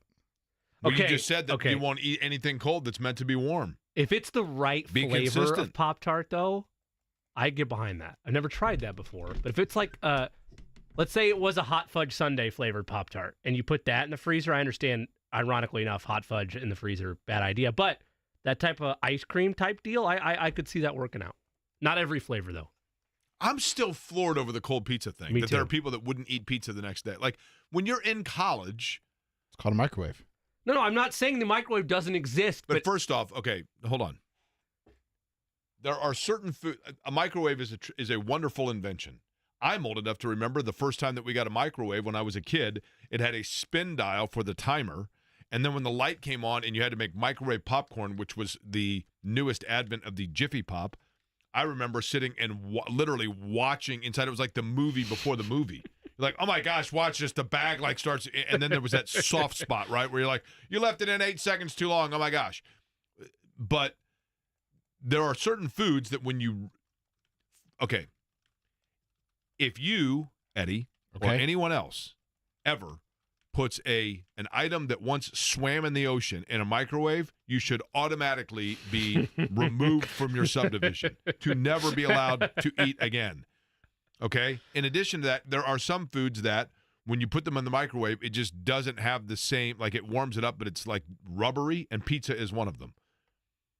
Yeah, there was a certain art in Jake. college. You come back like at 1 o'clock in the morning, 2 o'clock in the morning. You order like a hot box pizza with a bunch of people, right?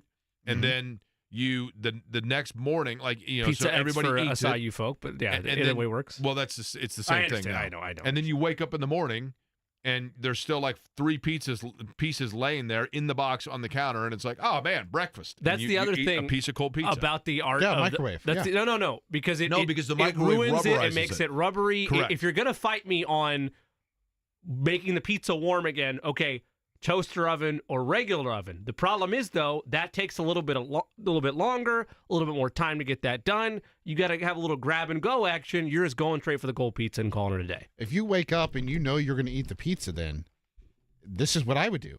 I would start it, get the toaster oven going, put it in the toaster oven, go get ready, come back, boom, it's done. Grab it, and you leave. You're creating a world where you are perfect on time, and you're not like You're telling me you don't plan out how you're going. No, I when don't you're going meticulously. No, I don't meticulously plan on everything about my morning. 30-second timeout. No, I don't. You ready? Yeah. I would like to simply know this, Eddie. I'm not judging you.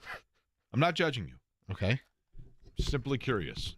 You eat dinner at 8:05 or 8:06. Did you ever have a day in college or in your Adult early life? 20s or of your independence? Did you ever have a day where you wake up on a Saturday at like 10:30 in the morning? Okay. And you don't even get out of your sleep mode and wear and like take a shower and that kind of thing until like 4 o'clock in the afternoon. You just lay around all day watching games or a movie or whatever because it's like 42 and raining and soupy outside, and you were out until 2 o'clock the night before. And I'm not even saying drinking, just out doing whatever until late. And you're like, I'm just laying around doing nothing. And you don't even literally you go to dinner at 5 o'clock and you're like, I took a shower an hour ago and that's the first time I did anything productive today. Did you ever have a day like that in college? Oh, yeah. I have days like those today. Okay. And in those days, you never said to yourself, okay, I'm just going to grab the pizza that was on the counter from the night before. Obviously not, right? Like, what do you eat in that scenario? Like during the day? Yeah. I'll wake up and probably have like scrambled eggs and toast. So you're getting up and making the scrambled eggs and you're making yourself a breakfast. I'm saying a day where like you are not in the upright position for more than 2 minutes at any one time. The snacks the night before hit a little too hard if you catch Jake's drift there. You're floating almost a little bit. That's what I'm going for there. Probably just like some toasting. That's about it. Take one look at Eddie, Jimmy. Been a while since he's floated, just so you know. Oh, wow. just All right. Although there is, with the insulation comes buoyancy, perhaps. Okay. Dave Calabro's next.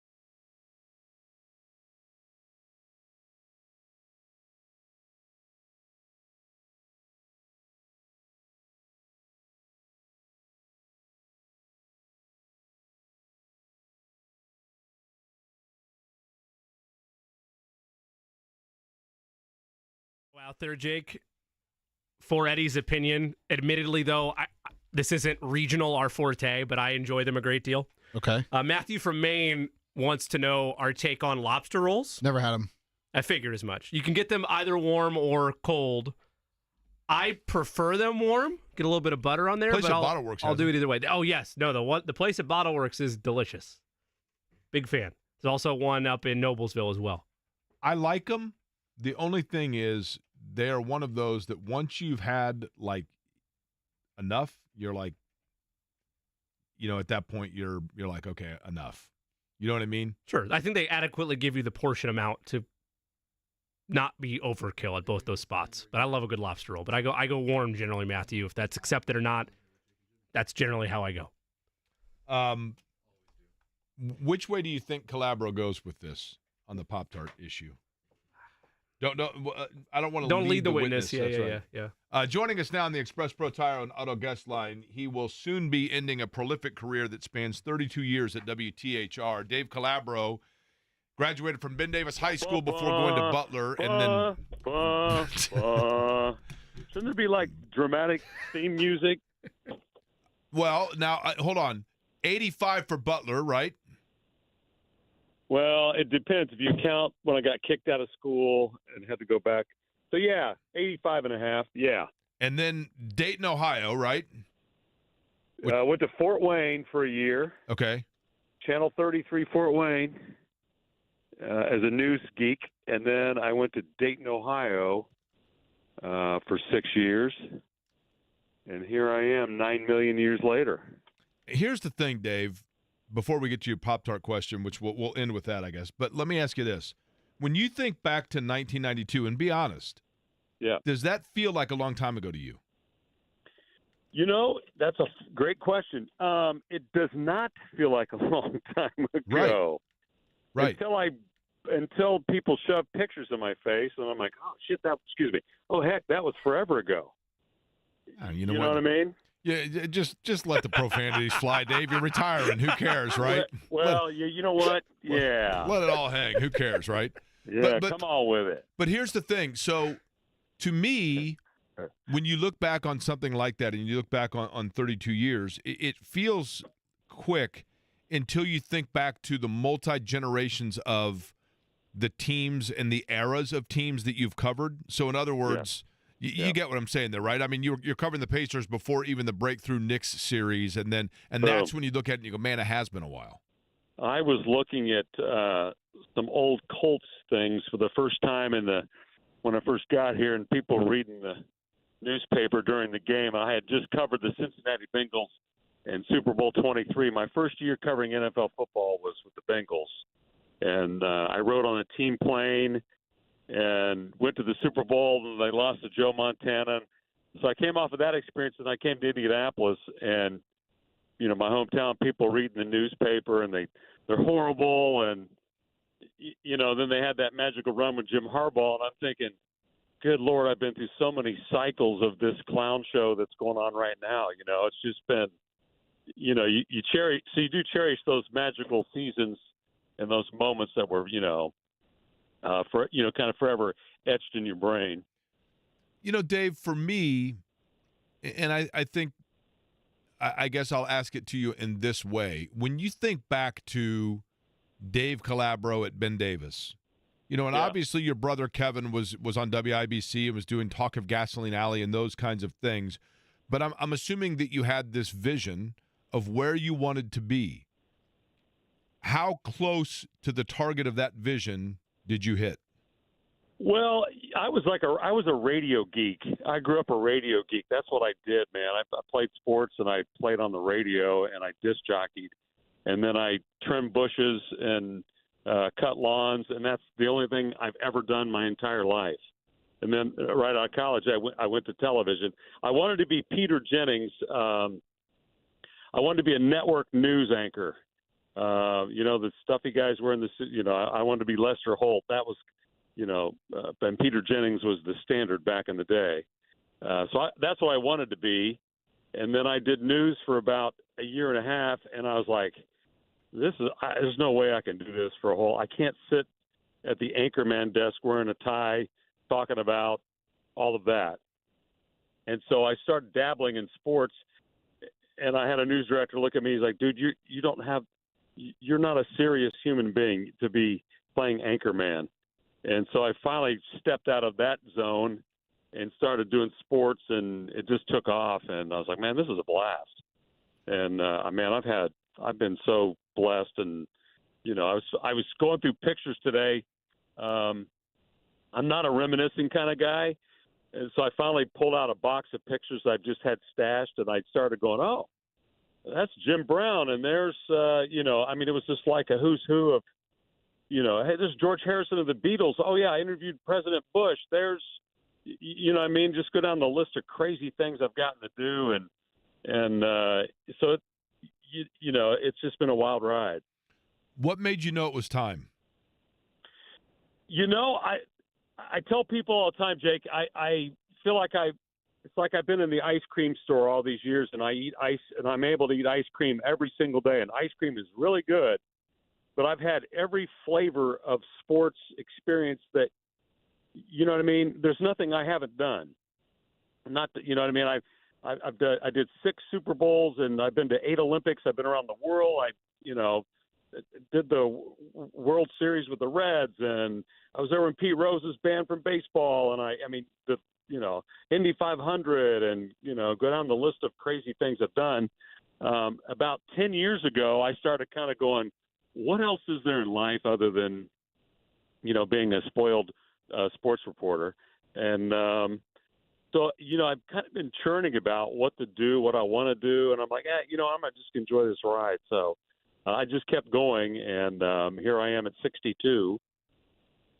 And I just this spring, I just was like, I'm done. And my wife, we've been talking about it for a while. She knows I'm kind of burnt out on it all. And like somebody's like, oh, don't you want to do the IU Notre Dame game on Friday night? I'm like, what I'm excited about?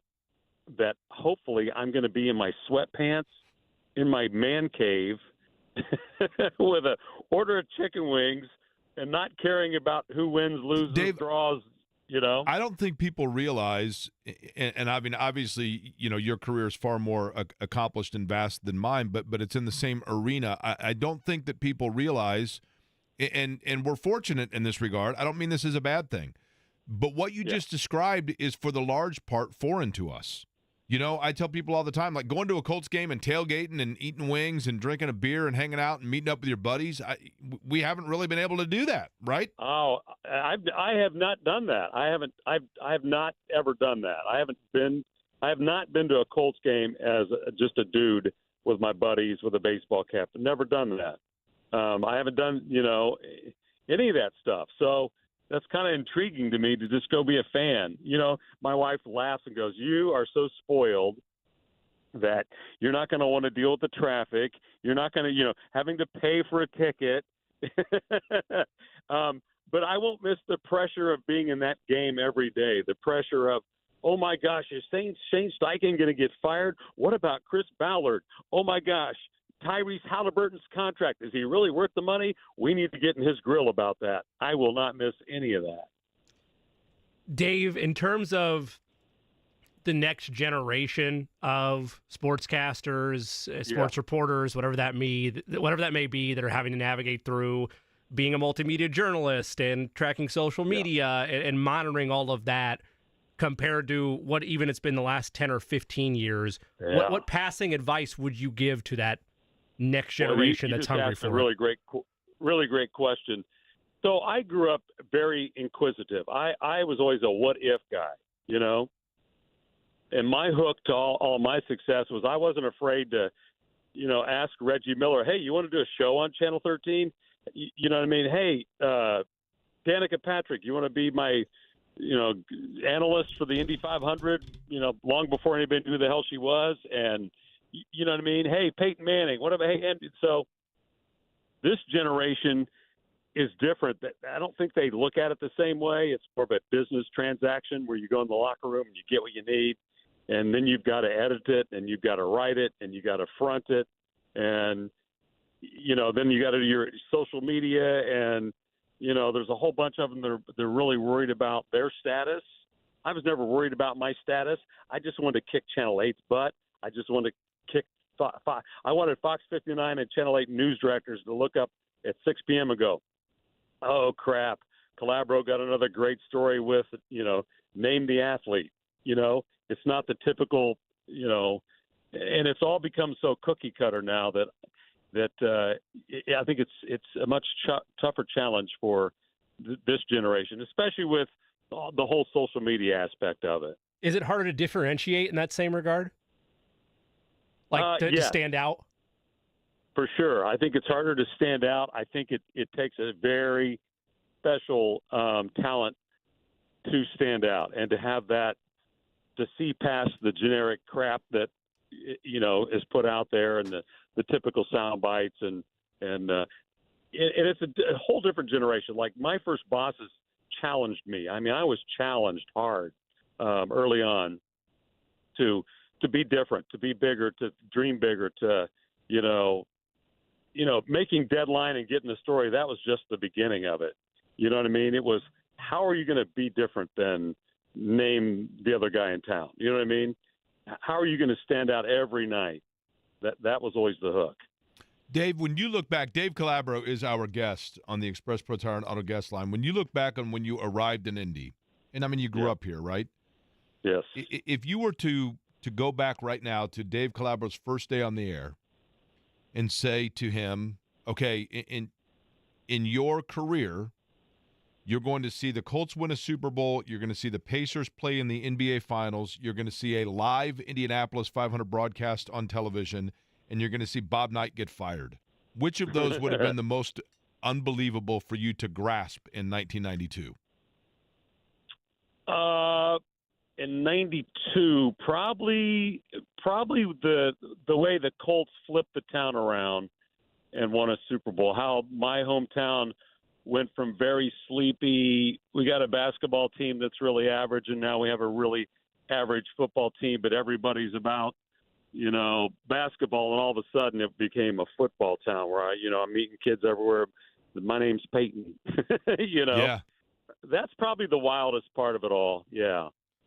Who was your favorite subject to cover or maybe a favorite story that you did? I think people think like, oh man, it's got to be Jordan or Reggie, or whatever. And for me, sometimes I think the answer is more like in hidden gems. But what would it be for you?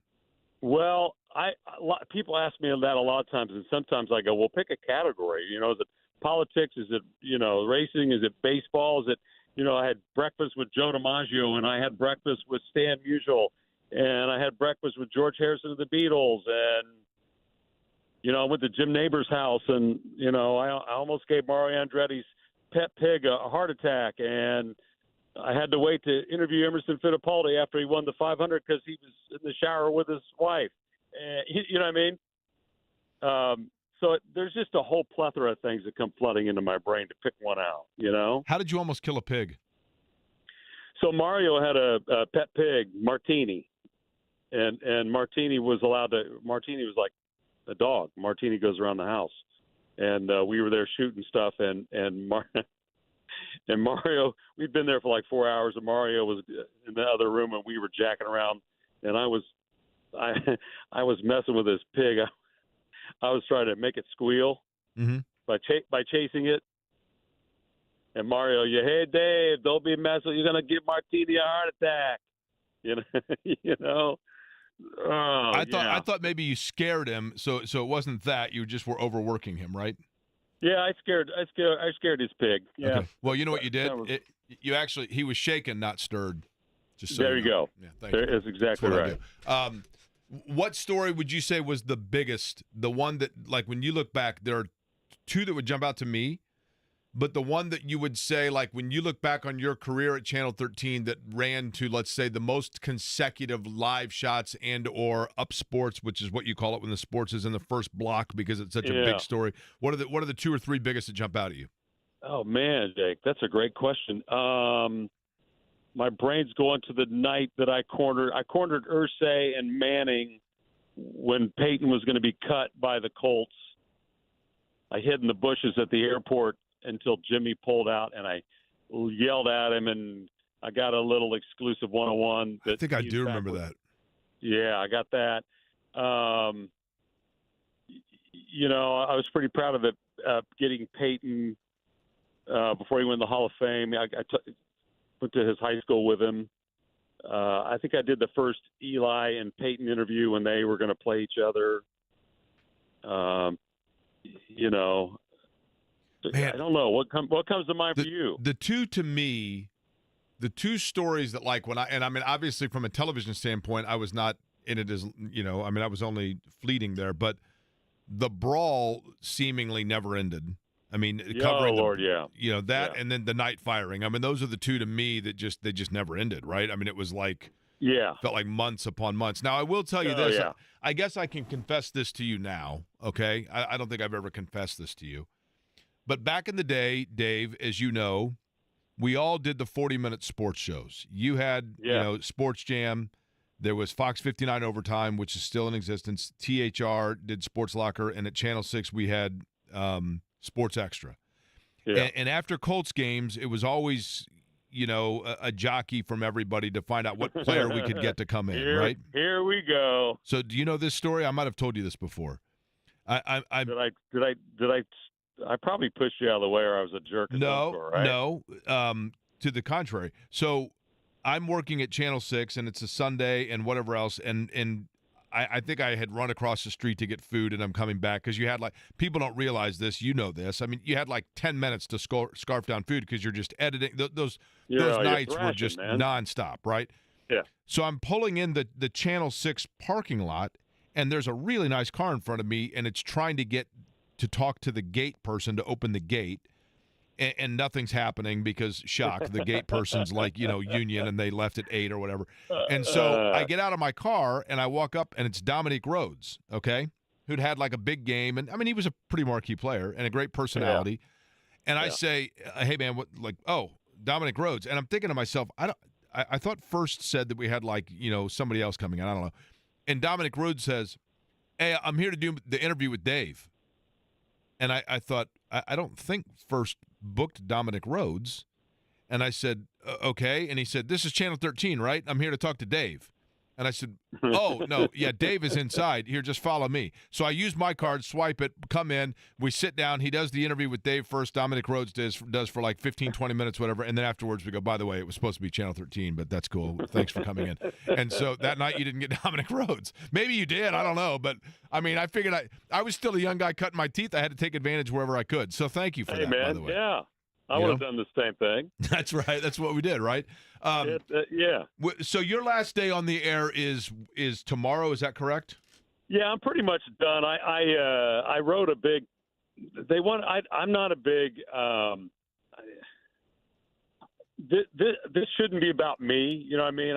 I've been a part of a process and a team for a long time. So I announced my retirement 6 months ago because I was trying to be proactive and help the company out, and I needed to get it off my chest. I didn't anticipate it would be 6 months of this, and I'm sure some of your listeners are going, will this dude please go away? And I get it.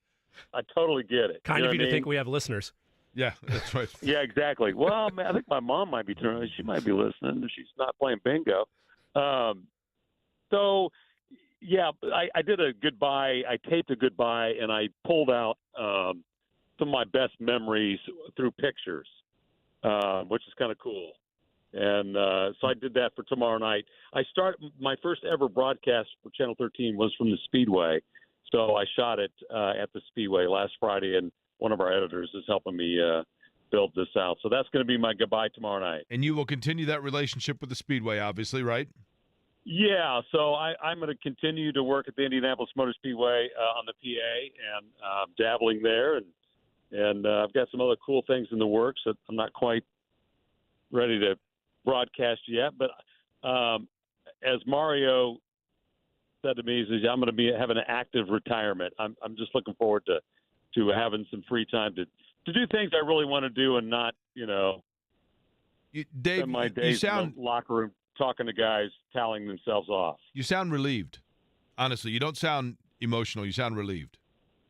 Yeah, I'm relieved. I'm relieved to finally be to the finish line here because it's been a long goodbye, and it's been great. I've had all these high schools have honored me and towns, and I've done the whole dog and pony show, and I'm really grateful. But I I got over the whole idea of being a local celebrity a long time ago.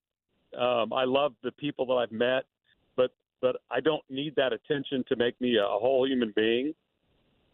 And then there's a lot of people in our industry that get really caught up in, the attention and the awards and all of that. And I'm at 62 now. I'm like, what do my kids care if I got Emmys in my attic? Right. It's just more boxes of crap they got to get rid of when I'm gone. You know what I mean? So I'm looking forward to using my quote celebrity and people I know for some cool causes in town. I won't always be out front doing those. Like I'm passionate about the Wheeler mission. I enjoy going down there and putting on a cap on my head and getting behind the counter and serving some other human beings that, are just trying to figure out how to get back on track.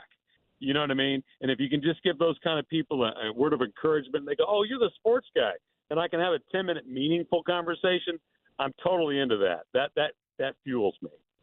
Dave, lastly, when you look back, who are the people that, and I know that it's a long list, but the people that jump out that you say, you know what, it's been a privilege because I was able to work alongside those people who helped me on the journey or who made my job easier?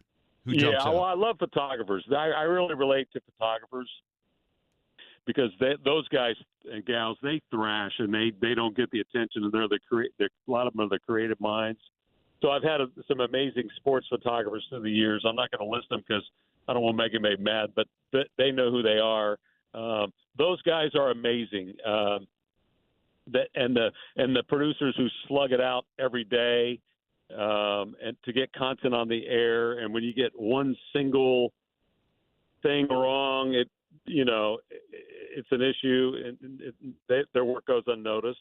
But I've worked with some great people, and I hope to just pay it forward with some of these youngsters that are still in the industry.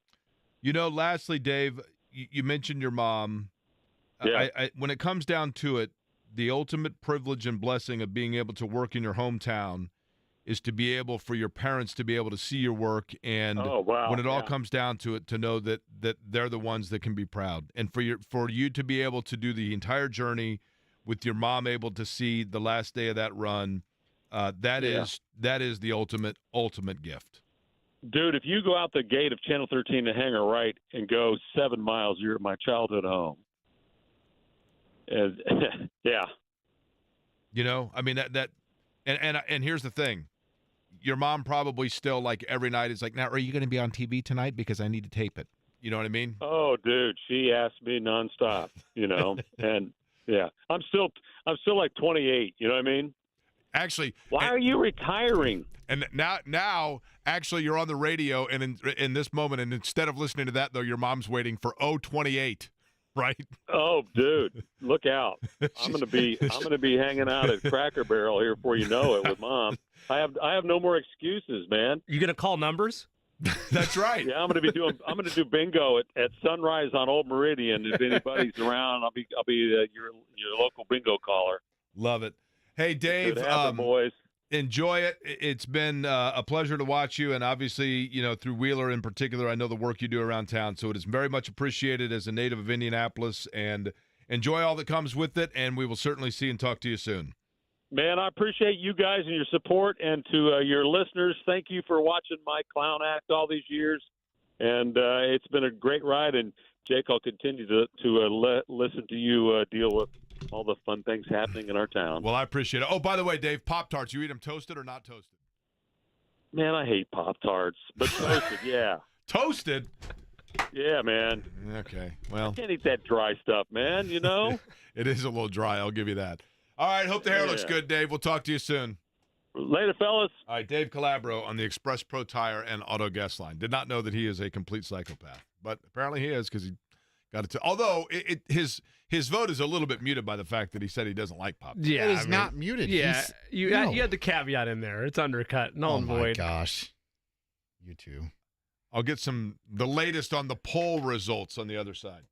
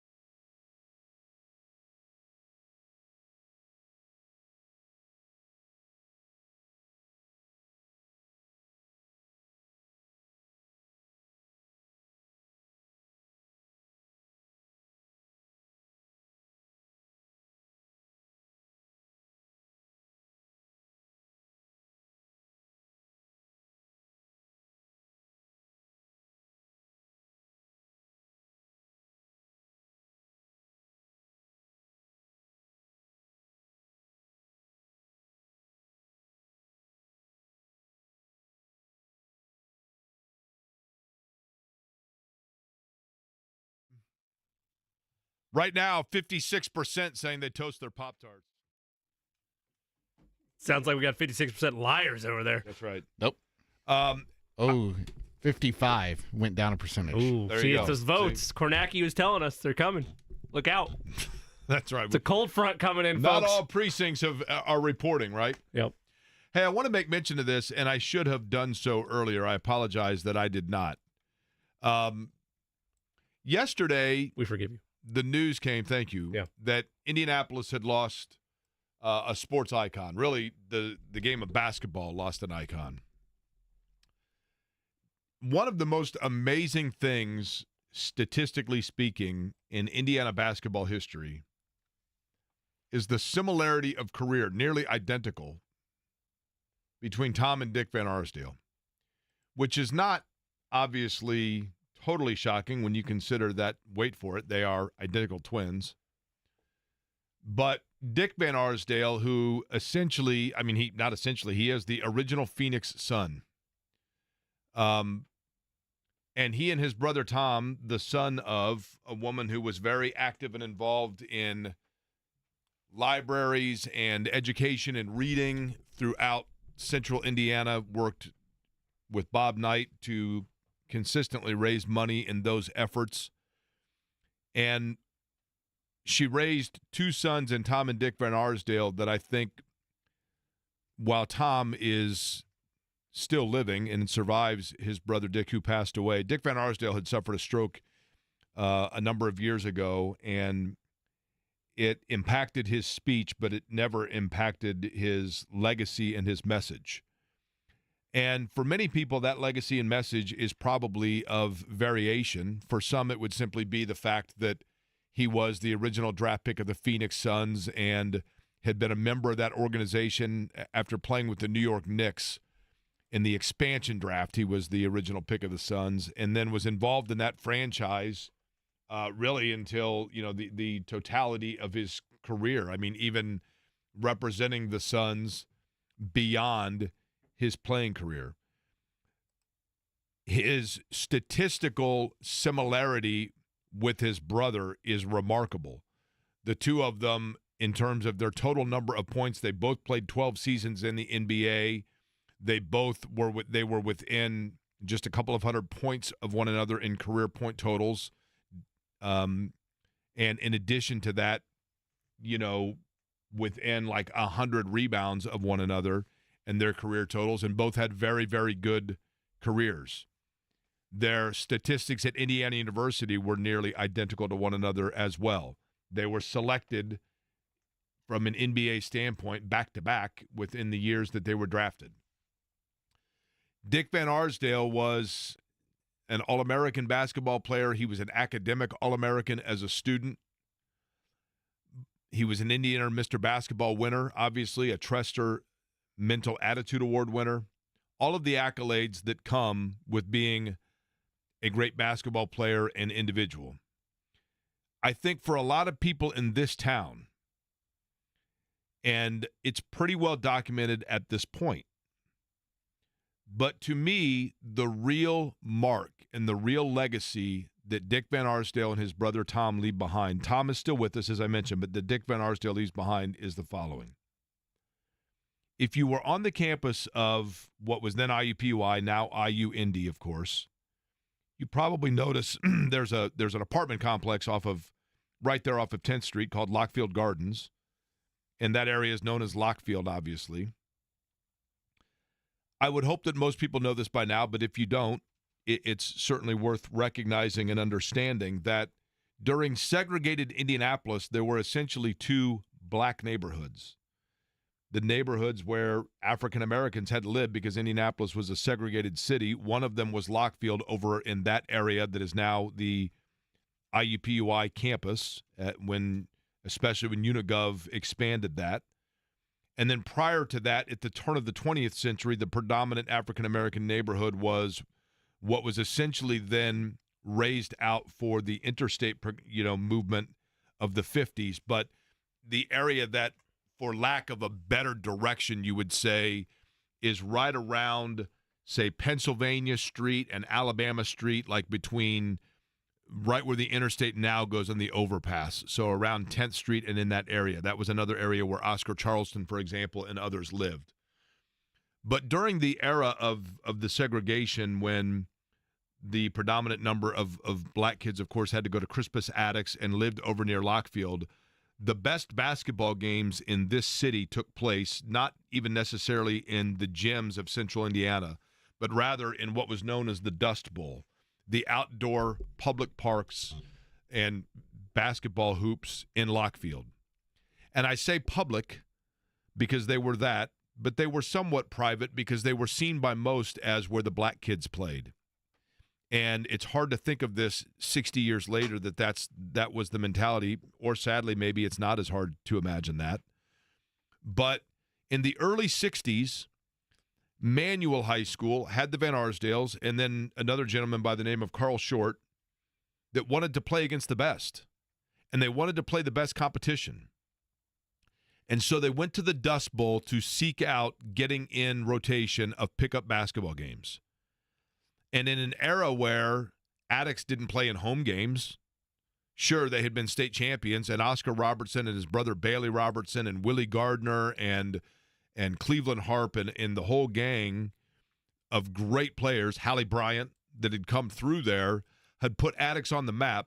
But just because they were first-class basketball players didn't mean in this city that many people considered them to be first-class citizens. But the Van Arsdales said, but that's where the best basketball is, and what we're worried about is being around guys that love the game of basketball just like we do and can give us good competition. So Carl Short and the Van Arsdales went to the Dust Bowl. And I've talked to Oscar Robertson about this. I've talked to Cleveland Harp at the time about it. And their incredulous nature of looking and saying, who are the white guys that are coming to play?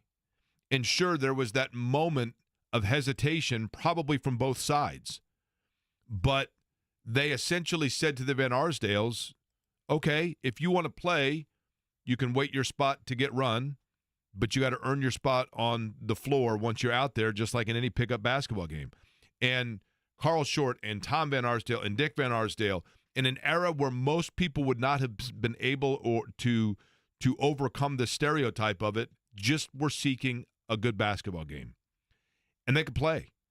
And they went out there, and not only could they play, but they played well.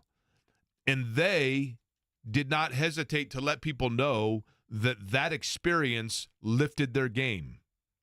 And the players from Lockfield didn't hesitate to let people know that they didn't think about the fact that it was white players. It was guys that wanted to play basketball. And the Van Arsdales didn't think about the fact that it was black players they were playing against. It was guys that loved the game and could help them. And that began, in my opinion, the process by which eventually, obviously, Attucks was integrated by the late 70s.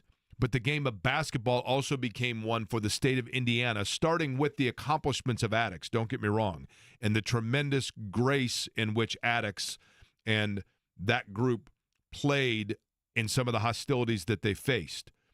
But the symbolism of the Van Arsdales going into Lockfield and two kids that played at Manual High School simply seeking the best possible game and camaraderie and allowing sport to unify in society in an era where unification was not part of this city and part of the city's shameful history. To me, above and beyond all of the great accolades on a basketball court for Dick Van Arsdale, in the classroom at Indiana University, in his work with the Phoenix community and being a member of the Indiana Basketball Hall of Fame, which he was inducted into some 36 years ago. To me, the most impactful thing would be that he and his brother were just two guys that didn't see color, but rather saw game. And game knows game. And those guys recognized it in the Van Arsdales, and the Van Arsdales recognized it at Lockfield. To me, it is one of the most symbolic stories of unity in a city, especially in that time, that was in desperate search of it. And it is a legacy and an impact that I think is very important beyond just simply hitting some shots. But he did a lot of that as well. And the Phoenix Suns, as a result of it, mourn, as do the people of Indiana, the loss of Dick Van Arsdale.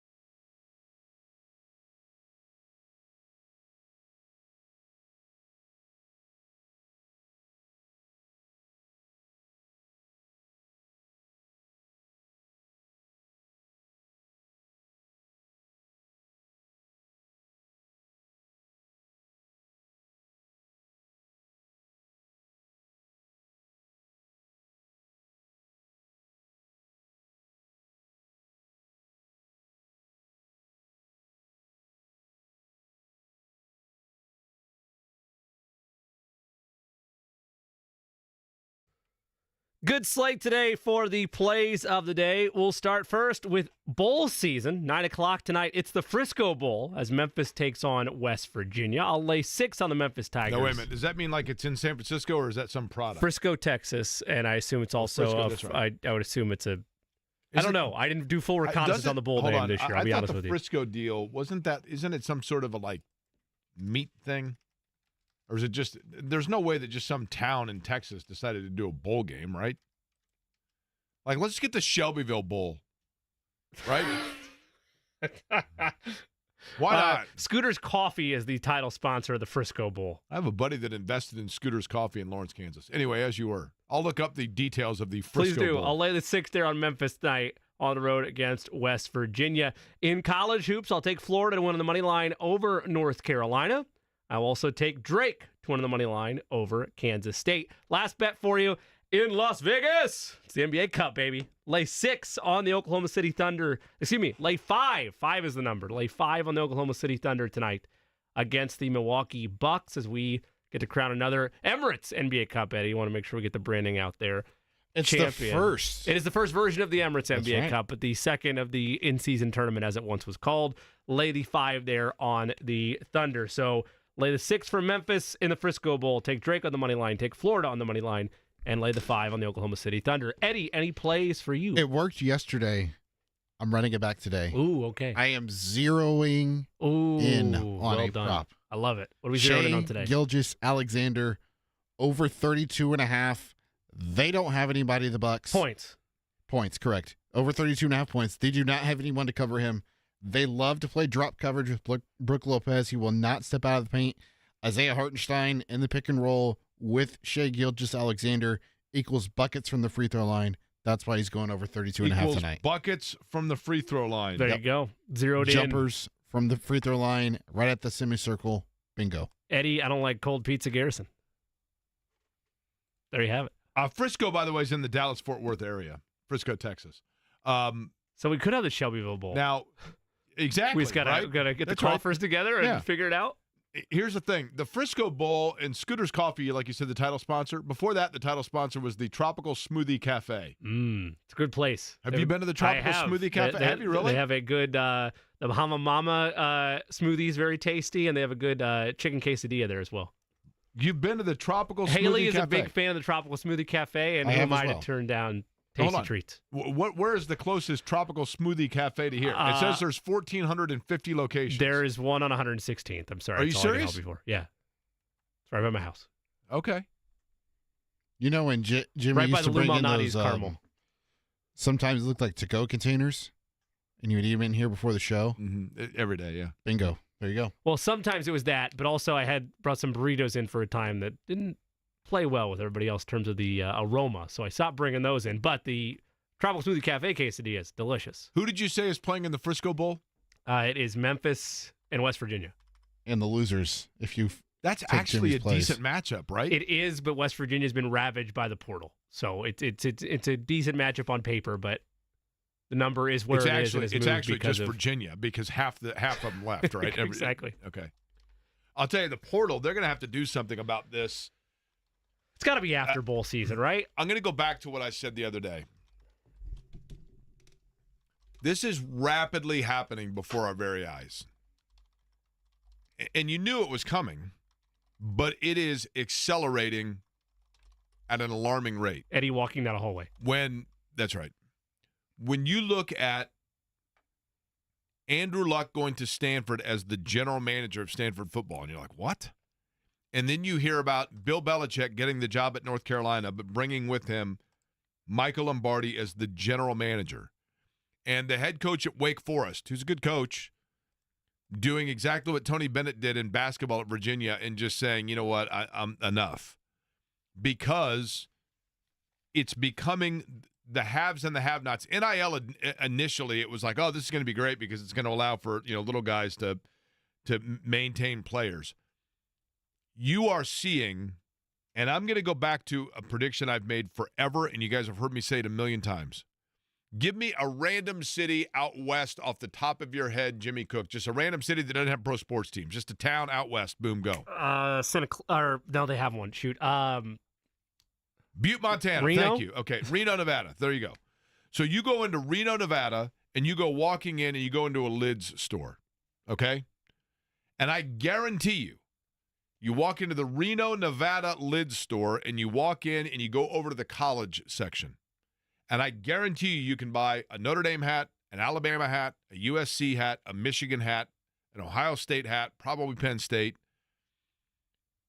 Oregon, maybe Clemson. North Carolina is one of them because in Kansas, probably because of basketball. Those schools that are national brands that have exceeded the North Carolina in terms of its national identity and brand and Wake Forest are not even in the same zip code. Ohio State and Minnesota in terms of college football branding are not even in the same zip code. These schools are already aligning themselves in terms of the way that they operate, in terms of their NIL budget, in terms of basically a salary cap, in terms of recruiting in the transfer portal and free agency.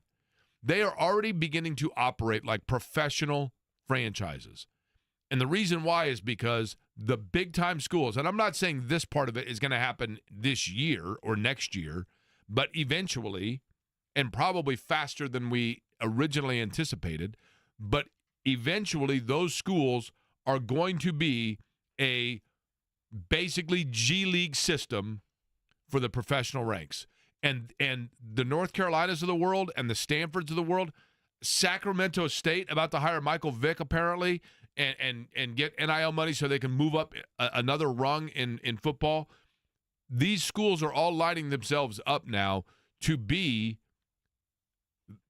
big-time, essentially professional programs with a payroll and a salary cap and everything else.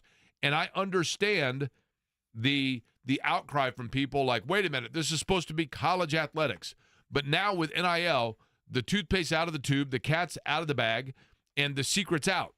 So there is no more the veiled disguise or act that your top-level players are actually going to that school because they prefer the social work program over another rival. No, kids that want to go to North Carolina for the social work academic level of it, or kids that want to go to SMU because they like the business school of it, and they are playing in a smaller sport or have an academic scholarship, the money that enables for those kids to go is facilitated by the profit that's coming in from a television standpoint, from a football and basketball standpoint, and that the bigger and the more you're winning, the more money you're bringing in, and that's why these programs eventually are going to be on their own in a G League, bringing in as much money as possible, and you're already seeing these schools setting themselves up for it, and they've got to figure out the transfer portal because that's going to become a free agency system for that, but it's hurting these smaller schools in terms of the bowl, the eligibility, and the availability of players. Well, yeah, I mean, it's the disaster that ensued when the NCAA, and they're just at fault as anybody, refused to cave and give an inch in terms of the payment of players when they're making hand over fist billions of dollars from March Madness, from the college football playoff, from whatever, and now it's Pandora's box, and it's all about who can get the most money, who can get the most resources, and who can survive at the end of the day. If you're in the ranks, though, of the programs you outlined, Jake, there can still be differentiators. If the money's all even, then sure, maybe you fall back on, well, where's the curriculum of the education of it? But that is few and far between from what's happened today, which is, you got a bag for me? All right, let's play. Let's do it. You saw the I think it was Texas Tech, a wide receiver that it came out what his transfer portal. He got $800,000 up front. He got a hotel for 10 family members for every road game. He got like a limo service for each, like for his first day. I mean, all kinds of stuff. And on the year, he had something like, what did I see? He had 80 total catches and 1 touchdown on the year. JMV has arrived. Yes. John, happy birthday, by the way. Thank happy you. belated birthday. Thank you. Had a good-ass time. Oh, good time. I'm sorry. It was a good-ass time. Good time. It's only the second worst thing said on the air today. Nah, it's a little froggy. It's not even – I wasn't yelling or anything either. I think I felt – Laney had to go to the doctor the other day, and I was there, and I went in the – you ever go in the waiting room, and you go, I should have stayed out of the waiting room. Now, I just had a little frog in the throat. You went to Timberlake, right? I did. How was it? He was pretty good. He performs. He does. I thought maybe you lost your voice singing along. I did not. I don't really know too much. Like, I could say bringing sexy back and Right. that stuff, but no, I can't. That's really not my era. But I dig it. It was all Did right. he? Did he? I always wonder this when I go to concerts. I always ask this about performers. Did he talk to the crowd at all? He did a ton. Okay. A ton. Well, that's cool. I think it's to rest too. I think now the older you get, you have to like take a breath a That's little bit probably too. So true. yeah, he was resting. He pointed some people out. He went from one stage to the other. They had a bar stage. That's where Tyrese Halliburton, his girlfriend, and Caitlin Clark, and one of the McCaffreys, whoever that is, they were at the bar. Which McCaffrey is it? The most fortunate McCaffreys of all time. Is it Patrick McCaffrey? Connor. Is it? Is it Connor? That's Connor. Patrick is at. Lord have mercy. Patrick's Patrick's the one at Butler. Do you think yeah, the that's McCaffreys right. will Yeah. adopt me so I could have some stinking good fortune too? No, I want Fran McCaffrey to adopt me. Well, Can I I- take your name? The Ride with McCaffrey. You is know, what this is gonna Don be. Fisher, one time when we had him on, I asked Fisher, because, he interviews all the opposing coaches. I said, which one is the most likable? And he goes, honestly, he said, Fran McCaffrey is just a heck of a good He guy. is, yeah. And But he man, he looks is- like when he turns purple, it's I mean, hilarious. but no, he I- goes I- from yeah. 0 to 60 quickly. Yes, he does. I'm sure Danny Hurley's probably a good dude too, but he's Yeah, if you can get him to half-ass nuts. calm too. down for 2 Yeah. seconds. What's on the big program today? We're gonna do more Colts. I'm assuming like you guys did, right? We did. Again Mhm. today. Notre Dame IU coming up on Friday. That'll be good. I know James has got some stuff rolling on that. I'm gonna take off tomorrow. Got to go help my mom shop for Christmas. We're gonna go to Jasper. Wait, you got to help her shop for your gift? Not me. I just say don't. I tell people not to mess with me. I'm good. You know what I mean? Yeah, I mean, don't. heard We're you. kind of at a stage I mean, now where yeah, if I'm we like, want I it, don't. we'll go get I'm it. trying to downsize, right, as opposed to yeah, accumulate stuff. yeah. So I'm all good with it. So I'll take her down there and probably hit the Schnitzelbank, one of the legendary places in the state of Excuse me? Indiana. The Schnitzelbank. You never been to the Schnitzelbank in Jasper before? I'm not. Yeah, What is the main? You would disappoint Delicacy. I It's Michael German enjoyed Lewis. the Schnitzelbank in middle Michael school. if you Lewis. don't- Well, I get- He's disappointed. Thank you. Mm. What's the main dish there? It's a German, obviously. But like so any- schnitzel, whatever the hell All that right, is. I don't okay. know. All Here's what it has. Kraut? It's got the greatest salad bar of all time, and you get cold steel plates. Oh, nice.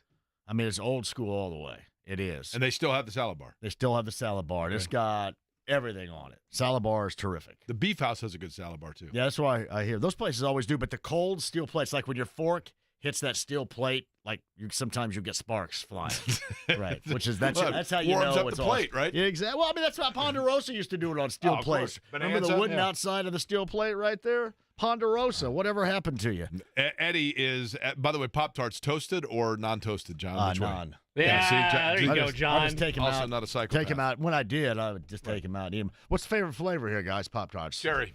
Cherry. Brown cinnamon sugar. Yeah, I probably would go s'mores. That's not bad. Yeah, not bad. All right, John's All right, up guys. next. We'll be back with you at noon tomorrow. Thanks for listening to Query & Company.